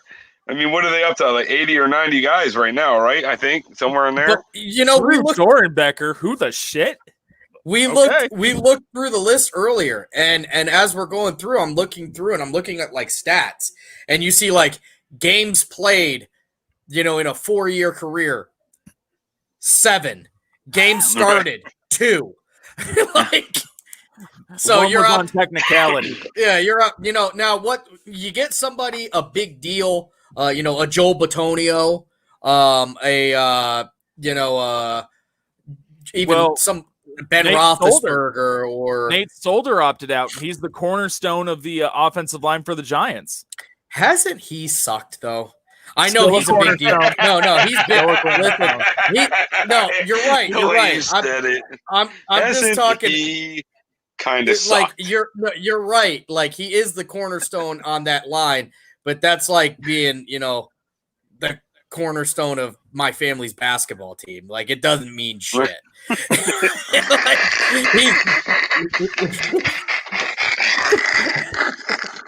Like, I mean, it's just I'm just being real with you guys. Like, I remember there was a big to do. Everybody wanted to sign. Well, hey, Damian Williams opted out for the Chiefs, so now the Chiefs have no run game whatsoever outside their rookie. Damian Williams looks exactly like the hot got him guy. Look him up right now. Yeah, I know it. He looks like Draymond Green. They're probably better off without him. Nick Bowman brings up a good one. DJ Mosley is actually a pretty big name. CJ Mosley is a young linebacker, a good linebacker. Opts out for the Jets, who also have lost Jamal Adams. So how pissed is CJ Mosley right now? Like, how pissed is he? He left the Ravens to go to the Jets. Well, that was a choice he had to make. Ask Bart I'm Scott. sure the Ravens had a number. Yeah, that's true too. But Ask Bart Scott. He did the same thing. They were like, "Can't wait for you to get the hell out of here." Lots of laughs tonight. I'm digging it. Well, that's the Ravens have kind of the same thing going as the Pittsburgh Steelers. Like they have defenders that when they're there, they look like they are just next level. And then they go to another team and you're like, this guy kind of sucks. Like, do you remember Joey Porter going to the Dolphins? Yeah. Everybody's like, we got Joey Porter. Then the rest of the league was like, yeah, you got Joey Porter. Good for you, bud. Or like the running backs on the Broncos. The running backs on the Broncos, man. Reuben Drones, Peyton Hillis come to mind. Oh, yeah, we got the Browns fans especially are like, we got Reuben Drones. We got Peyton Hillis. Peyton Hillis was a beast for a year. Nope. Yeah, so was Made Reuben the Drones. Madden cover. Made the Madden cover. You don't make the Madden cover for just showing up to work, let me tell you. He made the Madden cover the 1 year they let fans vote. And the good thing about Browns fans is we'll sit down a 30-pack of Pabst Blue Ribbon and be like, just keep hitting vote, man. Just keep hitting vote. Hey, just keep hitting vote, man. Remember how pumped we were? Remember how pumped we were when we got Jamal Lewis? Remember that? He beat Michael Vick for the cover. Yeah, that was bullshit. They don't I voted for Vick. They don't even belong on the same podium. No, they don't. Not many people belong with Michael Vick on the same podium. I'm going to tell you that right now. Michael Vick was better than him when his playtime was in the yard. Exactly. I didn't want to be the guy to say it. I was as excited as the next guy when Peyton Hillis got up there, but it's just another in the long line of jokes when it comes to being a Cleveland Browns fan. Because we're like, yeah, man, we got a Madden cover. They're like, yeah, you got Peyton Hillis, dude. Remember when Antonio Brown got on the Madden cover? Yeah, and immediately went insane. Like that Madden curse is no joke. I don't know what the hell's going to happen to Lamar Jackson this year. Like, it's going to be bad. Like, he's probably going to, end up with a staph infection from a hangnail in his thumb and be out for the next 6 months. Like, it's going to be something stupid like that. He's going to have to become a running back. Although, isn't this year, isn't it the turn of Patrick Mahomes? It's Patrick Mahomes' turn to get bent over by the curse, I think. No, it's the year you're on the cover. It's the year you're on the cover, you get bent over. Did he have any? In the playoffs when he hurt his ankle, that was about it. Yeah, but they won the Super Bowl. Exactly. Like, that was about it. Yeah, like you can't. Patty Mahomes not only makes $500 million, but he goes like this to the Madden curse. Yeah. And also owns a portion of the Kansas City Chiefs now. Royals. Kansas City Royals. Royals. Sorry, I said that wrong. He does own the Kansas City Chiefs, though. He really does. I mean, you can't do shit without him. All right. I think next topic is a little bit of tribe talk, right, guys? Before I go through this. Speaking of the Royals. Right. Why the Royals? Oh, baseball. Oh, Jesus, okay. Ryan. Jesus Christ. Well, I was kind of confused there. Battle for Ohio gets personal. And I will bring up Sammy's images here. I don't know. Let's see. The Reds. Is that somebody get this kid a Happy Meal? I can't read the small print that we have it in over here. So this is pregame the other day before the Indians and Cincinnati took the field. It says, Cleveland, so nice. LeBron left it twice. Yeah, what happened that game, guys? Cincinnati out here talking shit, even though you're basically part of Kentucky. I don't even understand how you can be considered. You can't even be considered a battle for Ohio. Right.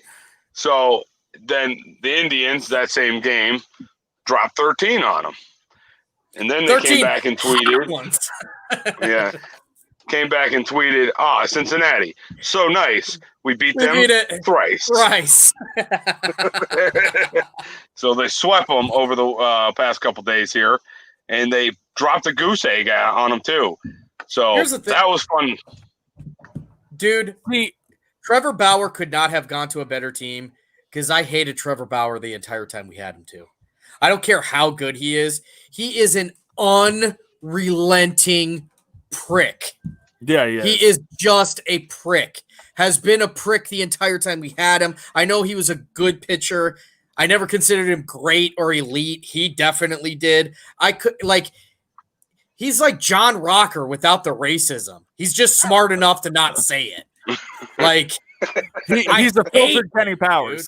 Dude. Oh God! At least because Kenny Powers was at least entertaining. Yes, he was. Trevor Bauer is the type of guy. He's the smug asshole you want to punch in the face every time he opens his mouth. Yeah. So he's me when I'm drunk. Hey, so listen, I found it really funny that the Cincinnati Reds came out and were like, "Oh, so nice, LeBron left it twice." Well, first of all, Maurice Stokes left. So for those of you that don't know, the Cincinnati had an NBA team at one time. They were the Cincinnati Royals, who later became the Sacramento Kings. Okay, who are still the Sacramento Kings. Not only did Maurice Stokes leave the team, not only did the Big O, Oscar Robertson, leave the team to go to Milwaukee, but the whole damn team packed up and left. So Cincinnati, so nice, nobody wants to stay in that shit area. Yeah, I'll tell you a little something about that. I'm telling you, like, I never really, I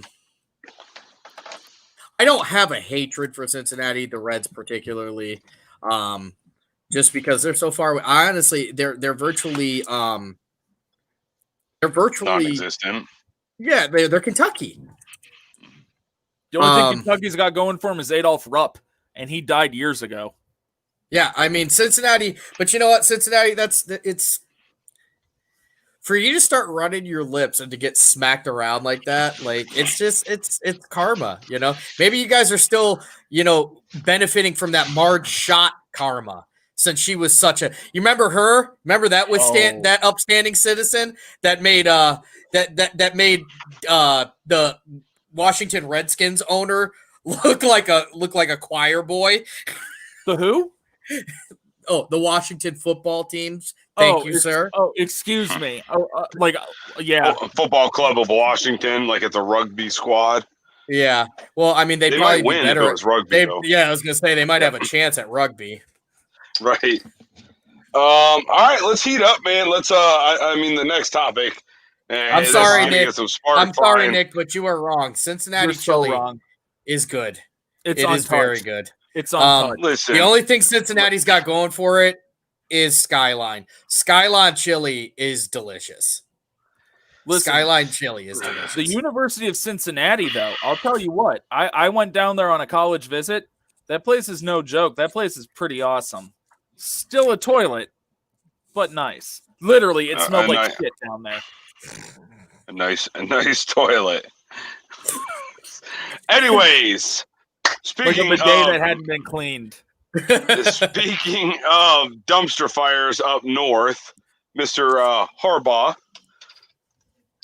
does a little tattletaling on Mr. Day. Unfounded tattletaling. Unfounded. Yeah, just like some little girl BS raising his hand in a Zoom meeting and calling him out.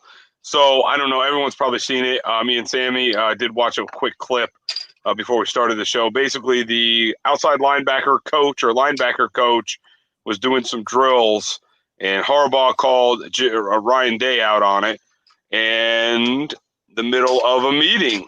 And that led to Ryan Day promising to hang. Well, no, I'm sorry. That led Ryan Day. What did he say? Damn it. I had it on my tongue. Now I can't think about it. Ryan Day, during a conference call with the Big Ten coaches today, because Jim Harbaugh is a little bitch and decided to tell, said exactly this. I hope you guys are going to institute a mercy rule because we're going to drop 100 on him. So yes.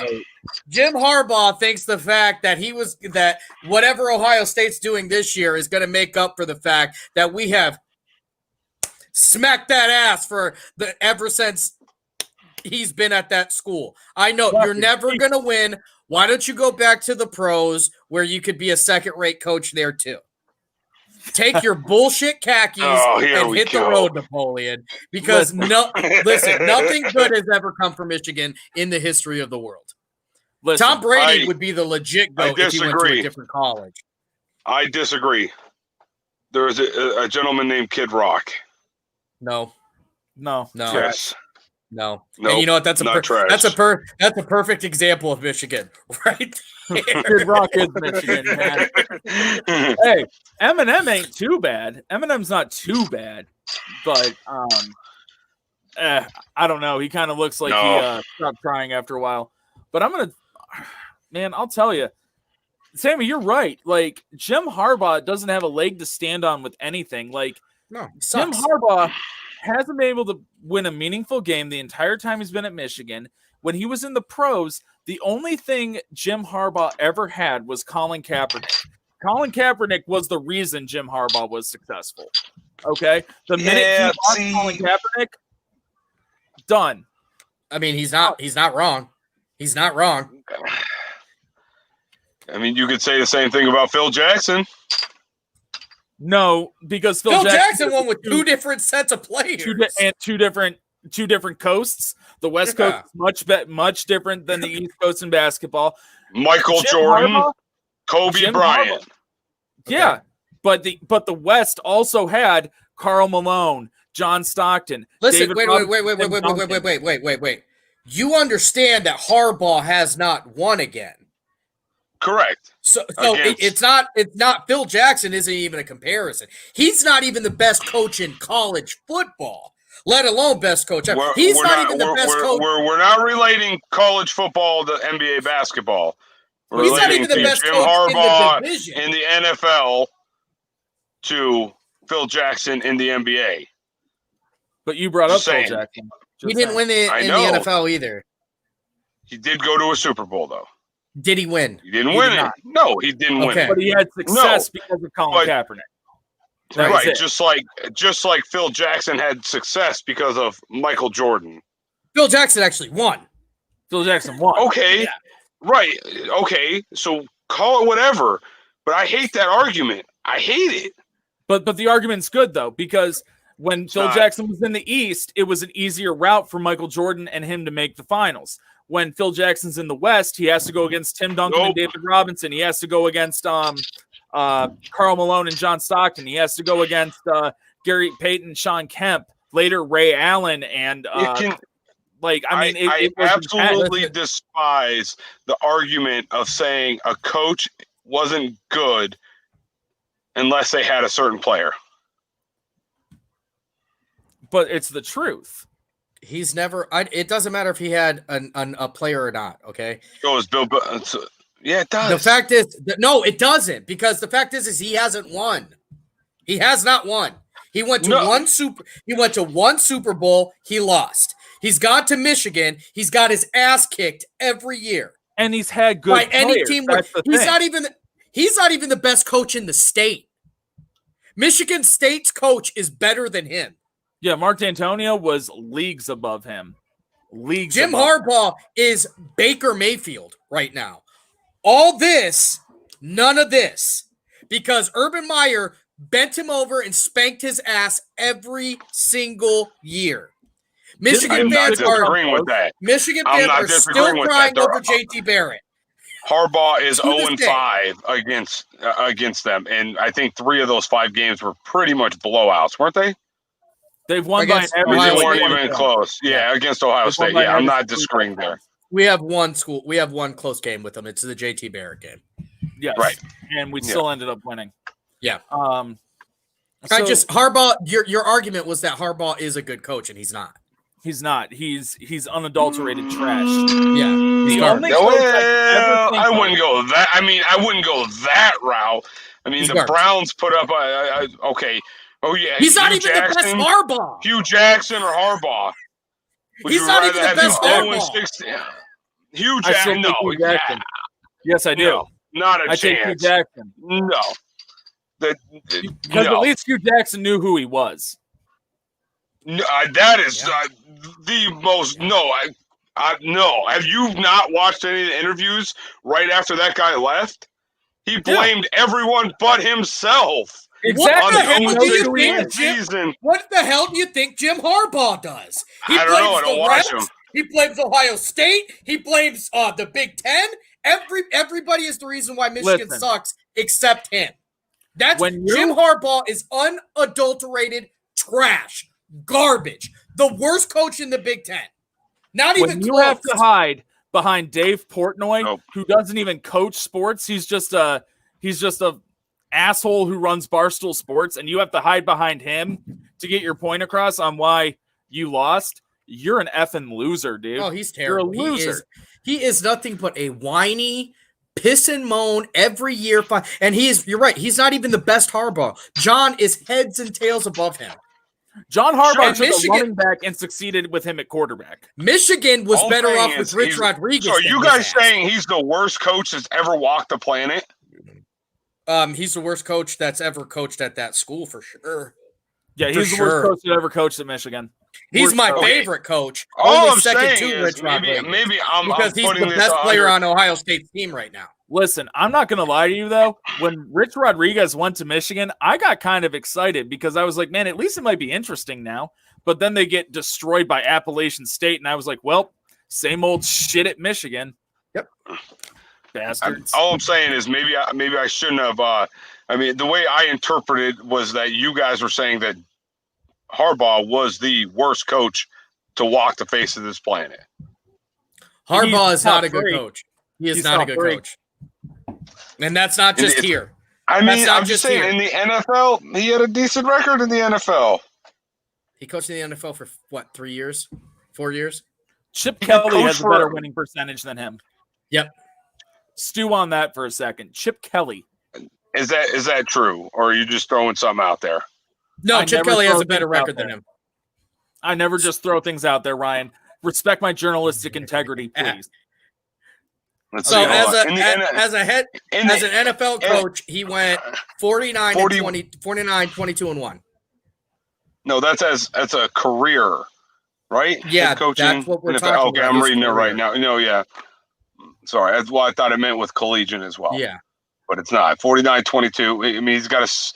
Let's see. And Chip Kelly is what? Chip Kelly. I don't know. Chip Kelly got his ass handed to him in Philadelphia. No, yeah. So that is. He was 28 and 35 in Philly. Listen, So that that's is great. not true. He was better. You can He was Ryan, better. you can put up all that shit you want to, but here's the fact of the matter is Harbaugh has never been able to win the big one. He has always benefited off of his whole NFL career with all of where all of his wins are being acquired are with that San Francisco team that was absolutely drenched in talent. Now, That's now, his. It sounds like he's done a good job. I mean, he was part He's of done a getting shit those job. people there. no, he's not. He's the head coach. He's not the GM. He didn't draft Colin Kaepernick. So you're he didn't put telling Patrick okay. Willis out there. You're trying to tell me the head coach has nothing to do with getting players to the team? They don't make the picks. No, They they coach what might you not, get. but they sway the pick. How can you? No, you're off your rocker. How No, can you you're out of tell your me mind. that? You've been No, a I am Browns not fan out too of my long. That's mind. the problem. An That's the NFL problem. You've been a head Browns coach, fan too long. an NFL, unless they're playing in Jerry's world, they help. They help make. You can't tell me Kevin Stefanski is not in Andrew Berry's ear. This most recent draft saying we need to do this, we need to do that. You can You be in can't someone's tell ear me- all you want. You can't tell me Kevin Stefanski didn't say, "Hey, getting Austin Hooper was a great idea because the offense that I run." Yeah, what I can tell you is their GM said these are the guys we're getting. What kind of players do you need? They make the final call. We're going to give you the tools. You make with what you do. All right. So he had a nice set of tools and he still couldn't punch one through, which is why he had to get the hell out of the NFL because he knew Just 'cause the you wheels were falling can't- off. The wheels were Right, falling that's off. everybody in the NFL. The Browns have done it 20 times. I don't give a shit about the Browns. I'm talking about Jim overrated Harbaugh. You're Jim making Harbaugh. ridiculous No comparisons. one's overrating him. He sucks at Michigan. But as a 49ers head coach, he had almost a 700% nationally. win percentage. No, he's not. Bullshit, he's At not. Michigan, he sucks. Okay, Ryan, In let the me break something NFL, down for he you. Real quick. doesn't. Let me break something down for you. Michigan consistently has a top 15 recruiting class under Jim Harbaugh. He hasn't been able to produce anything with top 15 recruiting classes. I'm not disagreeing with you on that, though. Listen, so like Ole Miss, they have a number 49 recruiting class. They come in and they damn near win the SEC 2 years ago. And that was with a shitty recruiting class. He can recruit all he wants, but he doesn't ever put it together. He got prolific quarterbacks in there. Shea Patterson was a prolific quarterback. Didn't get shit out of him. Okay? No, he's I'm overrated. not disagreeing with you. I just said he sucks at Michigan, but you were saying he sucks as a head coach overall in any way, shape, or form. He was good with the Niners.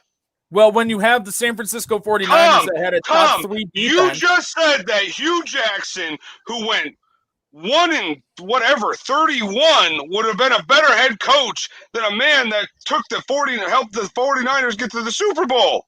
I can't agree with that. Better as a coach. Yes, you did. I said he knows who he is. Jim Harbaugh doesn't know who he is. Hugh Jackson doesn't know. He could. No, Hugh Jackson, if he looked in a mirror, would be guessing at who. No, he wouldn't know. No, he wouldn't know. No, he wouldn't. Get the fuck out. No, that you're no. All the y'all off your rocker. Settle down over there, Foghorn Leghorn. No, Hugh Jackson. No. No, there's not a shot. There's not a shot. No. Listen, you still have this really, really deep heartbreak from what you had to live through with the Hugh Jackson time in Cleveland, okay? You're not looking at who Hugh Jackson actually was. You have to understand this. Number one, when Hugh Jackson, while he was an absolute dog shit coach while he was here, nobody was winning with that team. Nobody was going to win with that team. So his numbers are going to be slighted against him because he was part of a rebuild on a team that doesn't know how to rebuild. So is Hugh Jackson really that bad? The coach we had bad? Like, a winless coach? No, he's not. So, no, he's not. And to go to your point, Sammy. Now, is he good? Very hard to win. Absolutely not. Would I take Hugh Jackson over here, let's ask any you, coach in the NFL right now? No. Would you take Hugh Jackson over Jim Harbaugh? In one hot second without a thought. You're off your rocker. Off your rocker. Without even a thought. You can't win. Nobody can win when your general manager prioritizes draft picks over talent that can help you win right now. And that's what he had in Sashi Brown. Hugh Jackson had Sashi Brown, who prioritized acquiring as many draft picks as he could instead of going out and signing like I'm just going to pull. Why did he? I mean, no. Hugh Jackson is hot garbage. But he was never going to win with that team. No. Jim Harbaugh wouldn't win with that team. Shit, Bill Belichick wouldn't have won with that team. I'm going to tell you that confidently. Listen, I'm going to tell you confidently, Hugh Jackson is hot garbage. And that was an interim position that he fell into. And then he got fired from him. He went 500 with 500 in Oakland when the AFC West 1 year. Dog shit. The AFC West was also one of the best conferences rolled at what? Harbaugh 4 years at a 700, almost a 700% win rate. Harbaugh has one shining example of his coaching prowess throughout his entire career, and it's not the NFL. His time in Stanford is respectable. Yes, it is. What he did in Stanford was respectable. Granted, he had great quarterback play. Yes, they were, underrated every year. I don't. So back he had to that back going to. for him. That's it. Why does it? I mean, so you're mad at? I mean, you're mad at him because he had a good quarterback. No, that's like being mad at Bill Belichick had the goat of a quarterback. Is Bill Belichick a terrible coach because he had Tom Brady? No, but we're going to see. He won. He won, and you're not taking that into account. I don't because that's what winning matters. the Super Bowl is not everything in my eyes. How you see a coach? Then you know what? No, you must think that the Buffalo Bills are the greatest team on earth because they got their ass kicked every year. Who's your favorite head coach? Who's your favorite head coach you ever played for? Are you talking about personally? Who I played for? High school. Did you love Corlew? And we won our conference. Oh, We so, won our you conference. won the conference, and I'm sure That's Jim all that Harbaugh matters. did that 3-4 That's- times in a row. But did he Hasn't ever done win it- the state champion? Did he ever win the state championship? Has he ever won the Big Ten Conference? No. I'm asking you a question to answer. Did he ever win the state championship? Who? Corlew. What are you competing for? Were we competing for a state championship? What do you mean? You're holding all these coaches The at the competition- highest level possible. Because that's Except where for they're the at. ones that, okay, That's is where Corlew they're a good- at. Okay, so what you're saying is Coach Corlew is a terrible coach because he never made it to the state championship. If Coach Corlew was in No,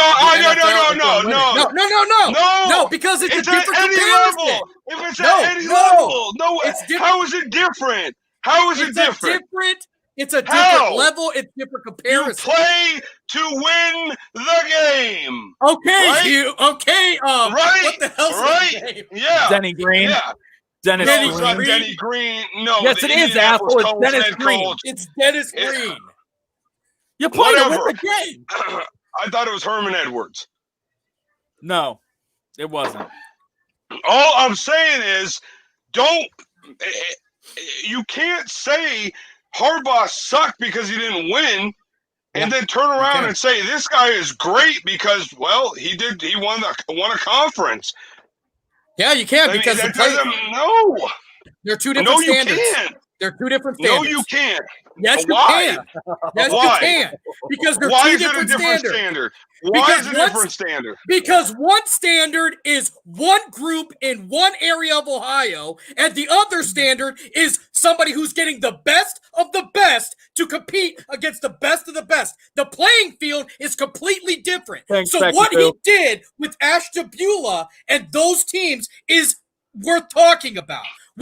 When you are in the NFL and you are given a stallion to play with, and you run like a fat They're kid all at camp, stallions. then you don't Just some deserve are to better. be considered great. If you can't win, get the hell out. That's how the NFL works. Bet So you he won't got to hit the him. Super Bowl once. He got his ass whooped and got the hell out of the NFL. Then he went to Stanford. Shut up, and he Billman. I mean, Shut up, Nick. You're off the Twitter Hey, feed. shove that up You're your done. pie hole. Shove Coach that up Rich, your you're- pie Coach hole. Rich, you're in I charge- knew it you're in charge of wasn't Twitter now. Denny Green. Dennis Green. What kind of crap is that? I thought it was Herm. All I know thought is- it was Herm. Yeah. But Bet you won't I call him a wasn't. piece of I shit. wasn't going to die on that cross. Yeah. Yeah. We know you won't. Trust me. We know you ain't falling. No, Hold not on me. with a rope. I'm That's dead. because you pull shit out. You're like, listen, if he ate popsicles on a Wednesday, then how you gonna tell me that pizza tastes like pineapple? Like, what does that have to do with anything? All I'm saying is, you guys are saying basically Jim Harbaugh is the worst coach that's ever walked the face of this earth. What I'm saying is Jim Here, Harbaugh. better example is Dan Marino probably one of the greatest quarterbacks to ever play the game. Are you ever going to consider him the greatest of all time? Are you? Yes. By God, yes. He's second on the passing list. Nobody. How do you not? Nobody. You said earlier in the show you are a stats guy.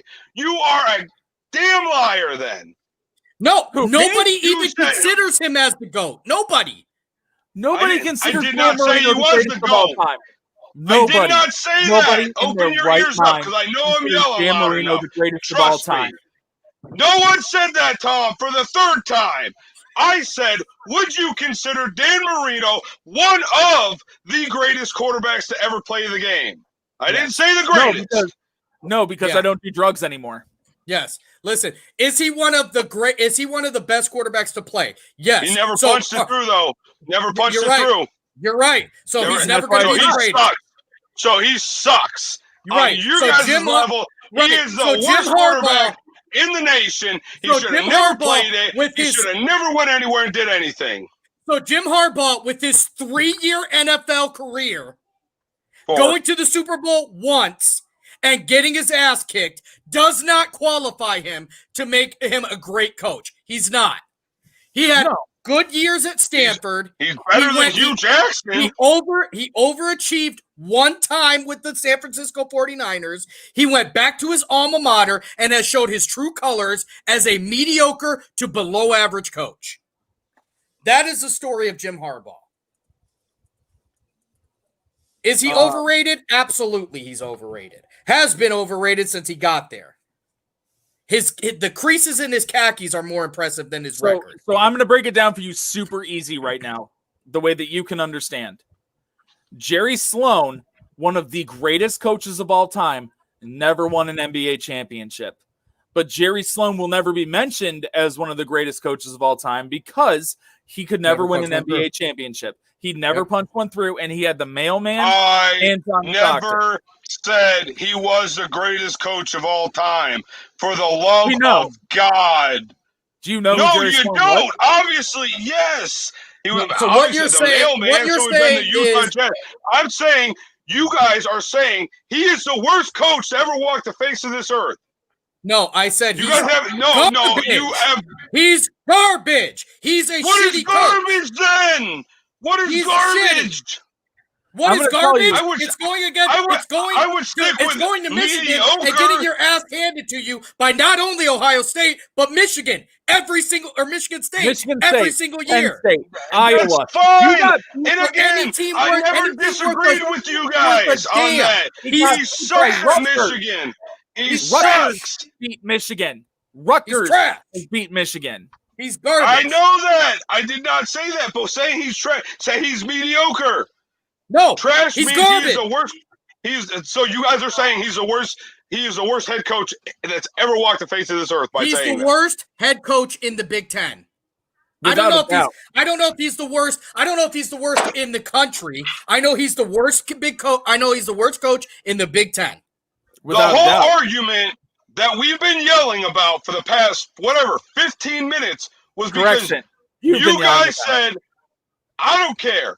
You guys said that he sucked and he was worse than Hugh Jackson, who is probably the worst head coach to ever. No, he has the worst NFL record as a head coach, by the way.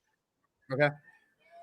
Which makes him Napoleon. garbage. Nick Saban has something to say about that.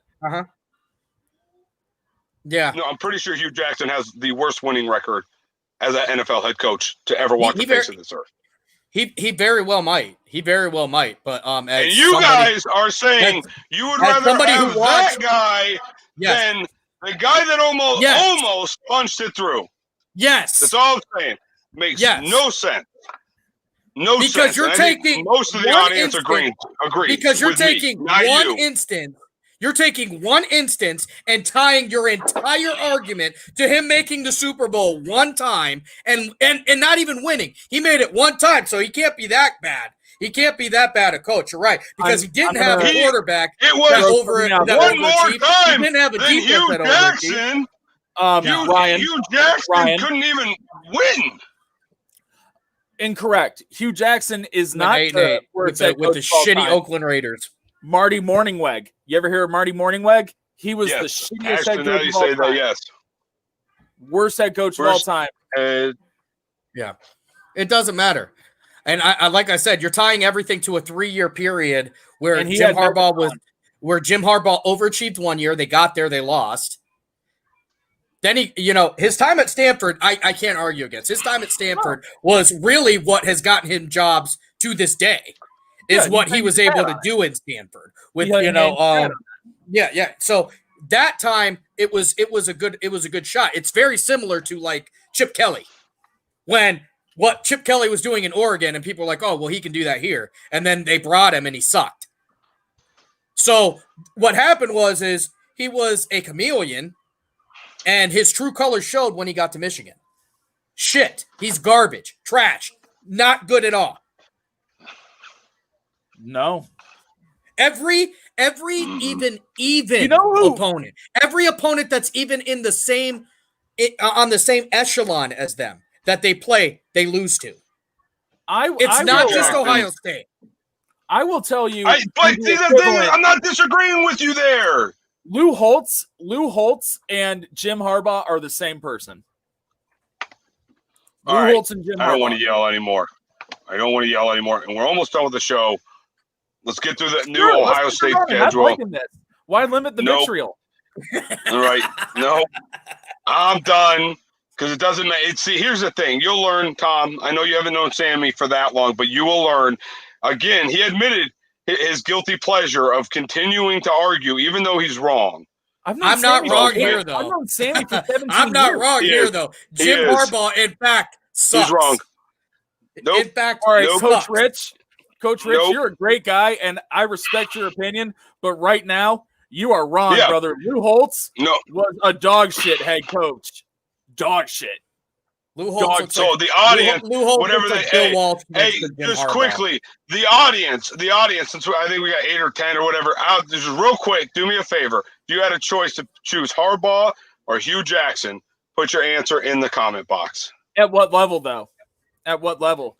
Clarify. As Ryan. a head Hepburn, coach, it clarify. doesn't matter. It does matter. As a whole, It doesn't does matter to matter. me. It doesn't matter to me. I would take Hugh Jackson as my midget league coach over Jim Harbaugh. Jim Harbaugh sucks. No. Sucks. Jim Absolutely Harbaugh's the sucks. worst. Yes.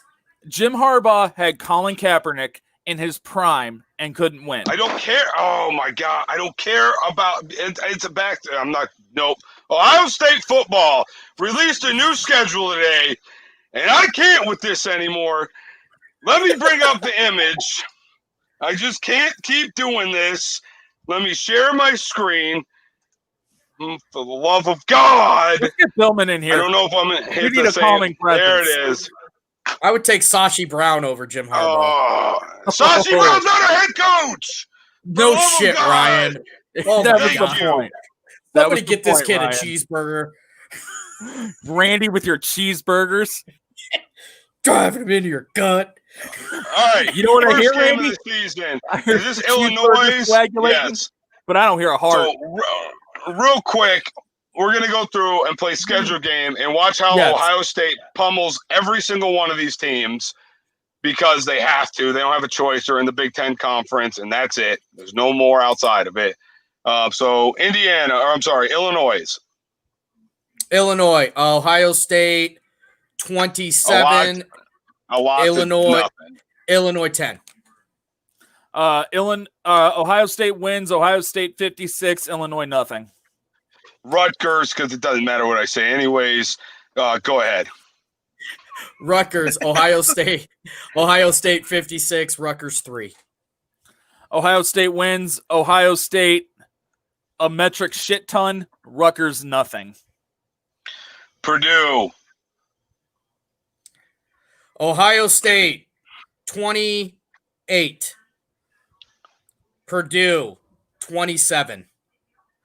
Now this is interesting because Rondell Moore, the star wide receiver, just opted out of the season for Purdue, so they have no wide receiver threats right now.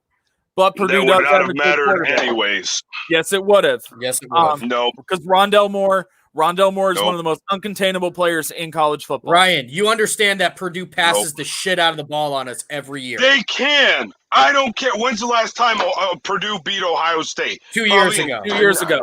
2 years ago. Bullshit. And then They no, did. and, Garbage. and then They before did. that, That 2 kid years with before cancer that. Yeah. rallied him on, and then the kid died 3 days later. yeah. And it was a tragedy. Purdue is the one team you got to look out for because they sneak up and beat us all the time.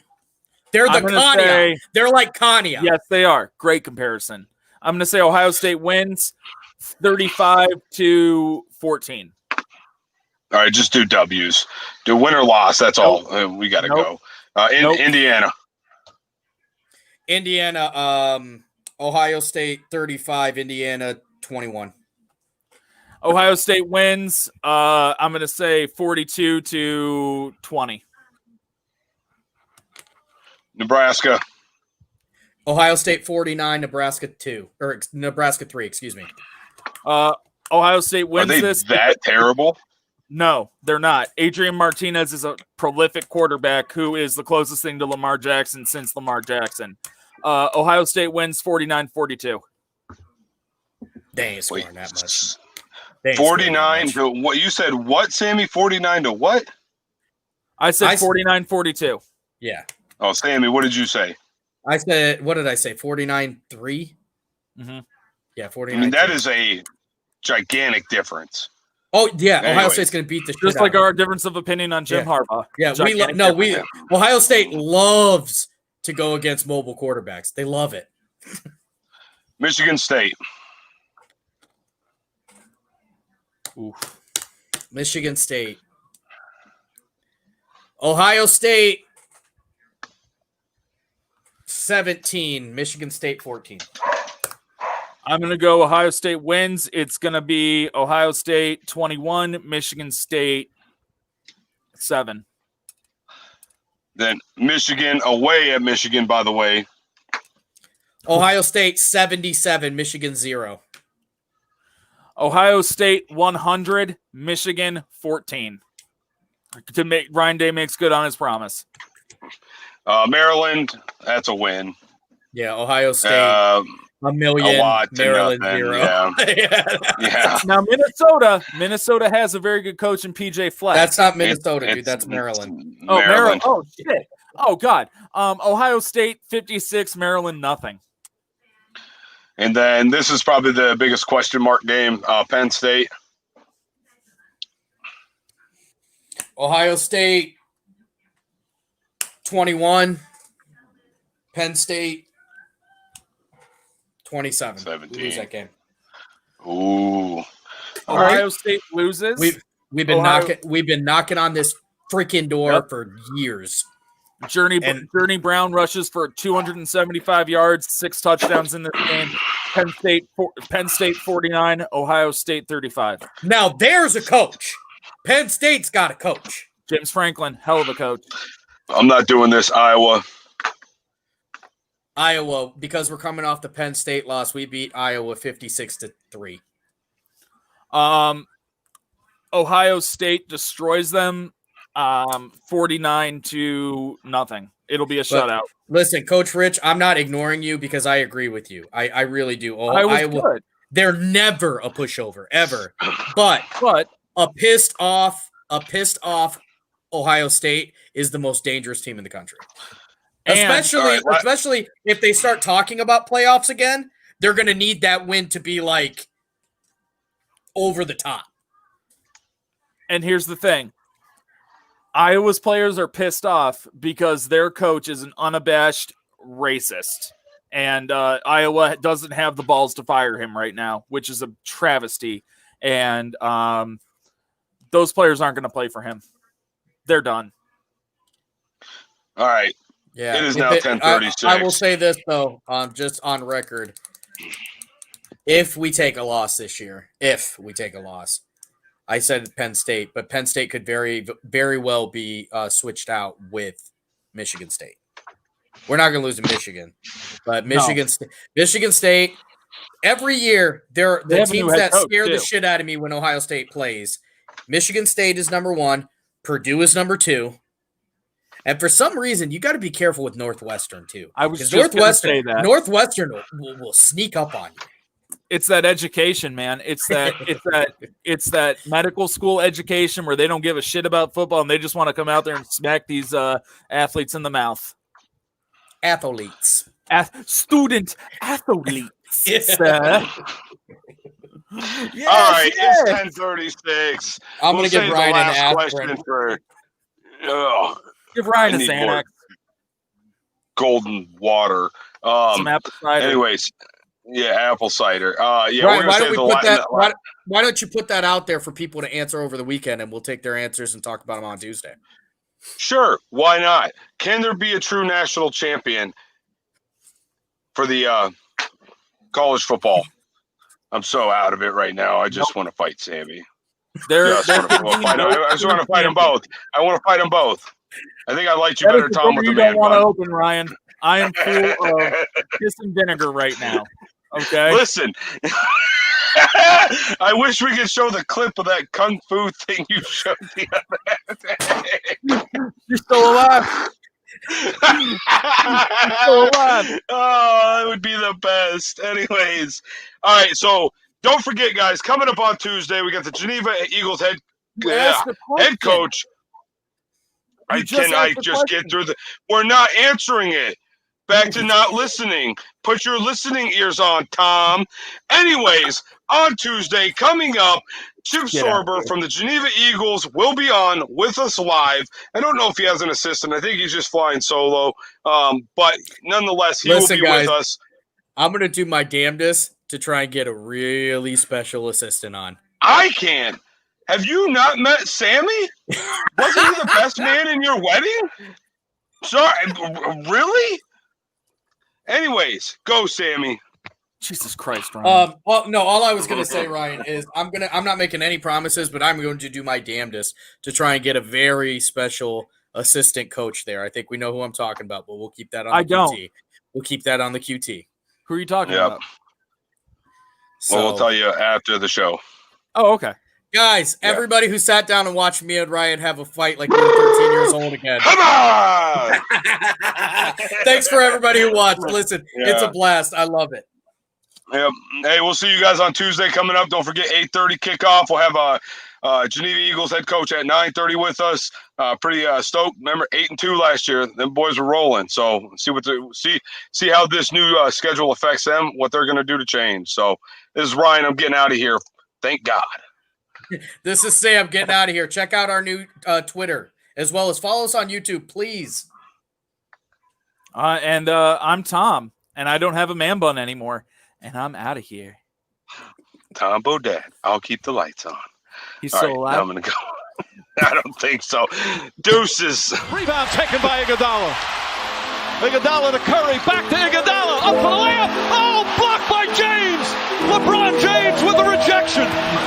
Cleveland, this is for you. Come here to cleanse your soul.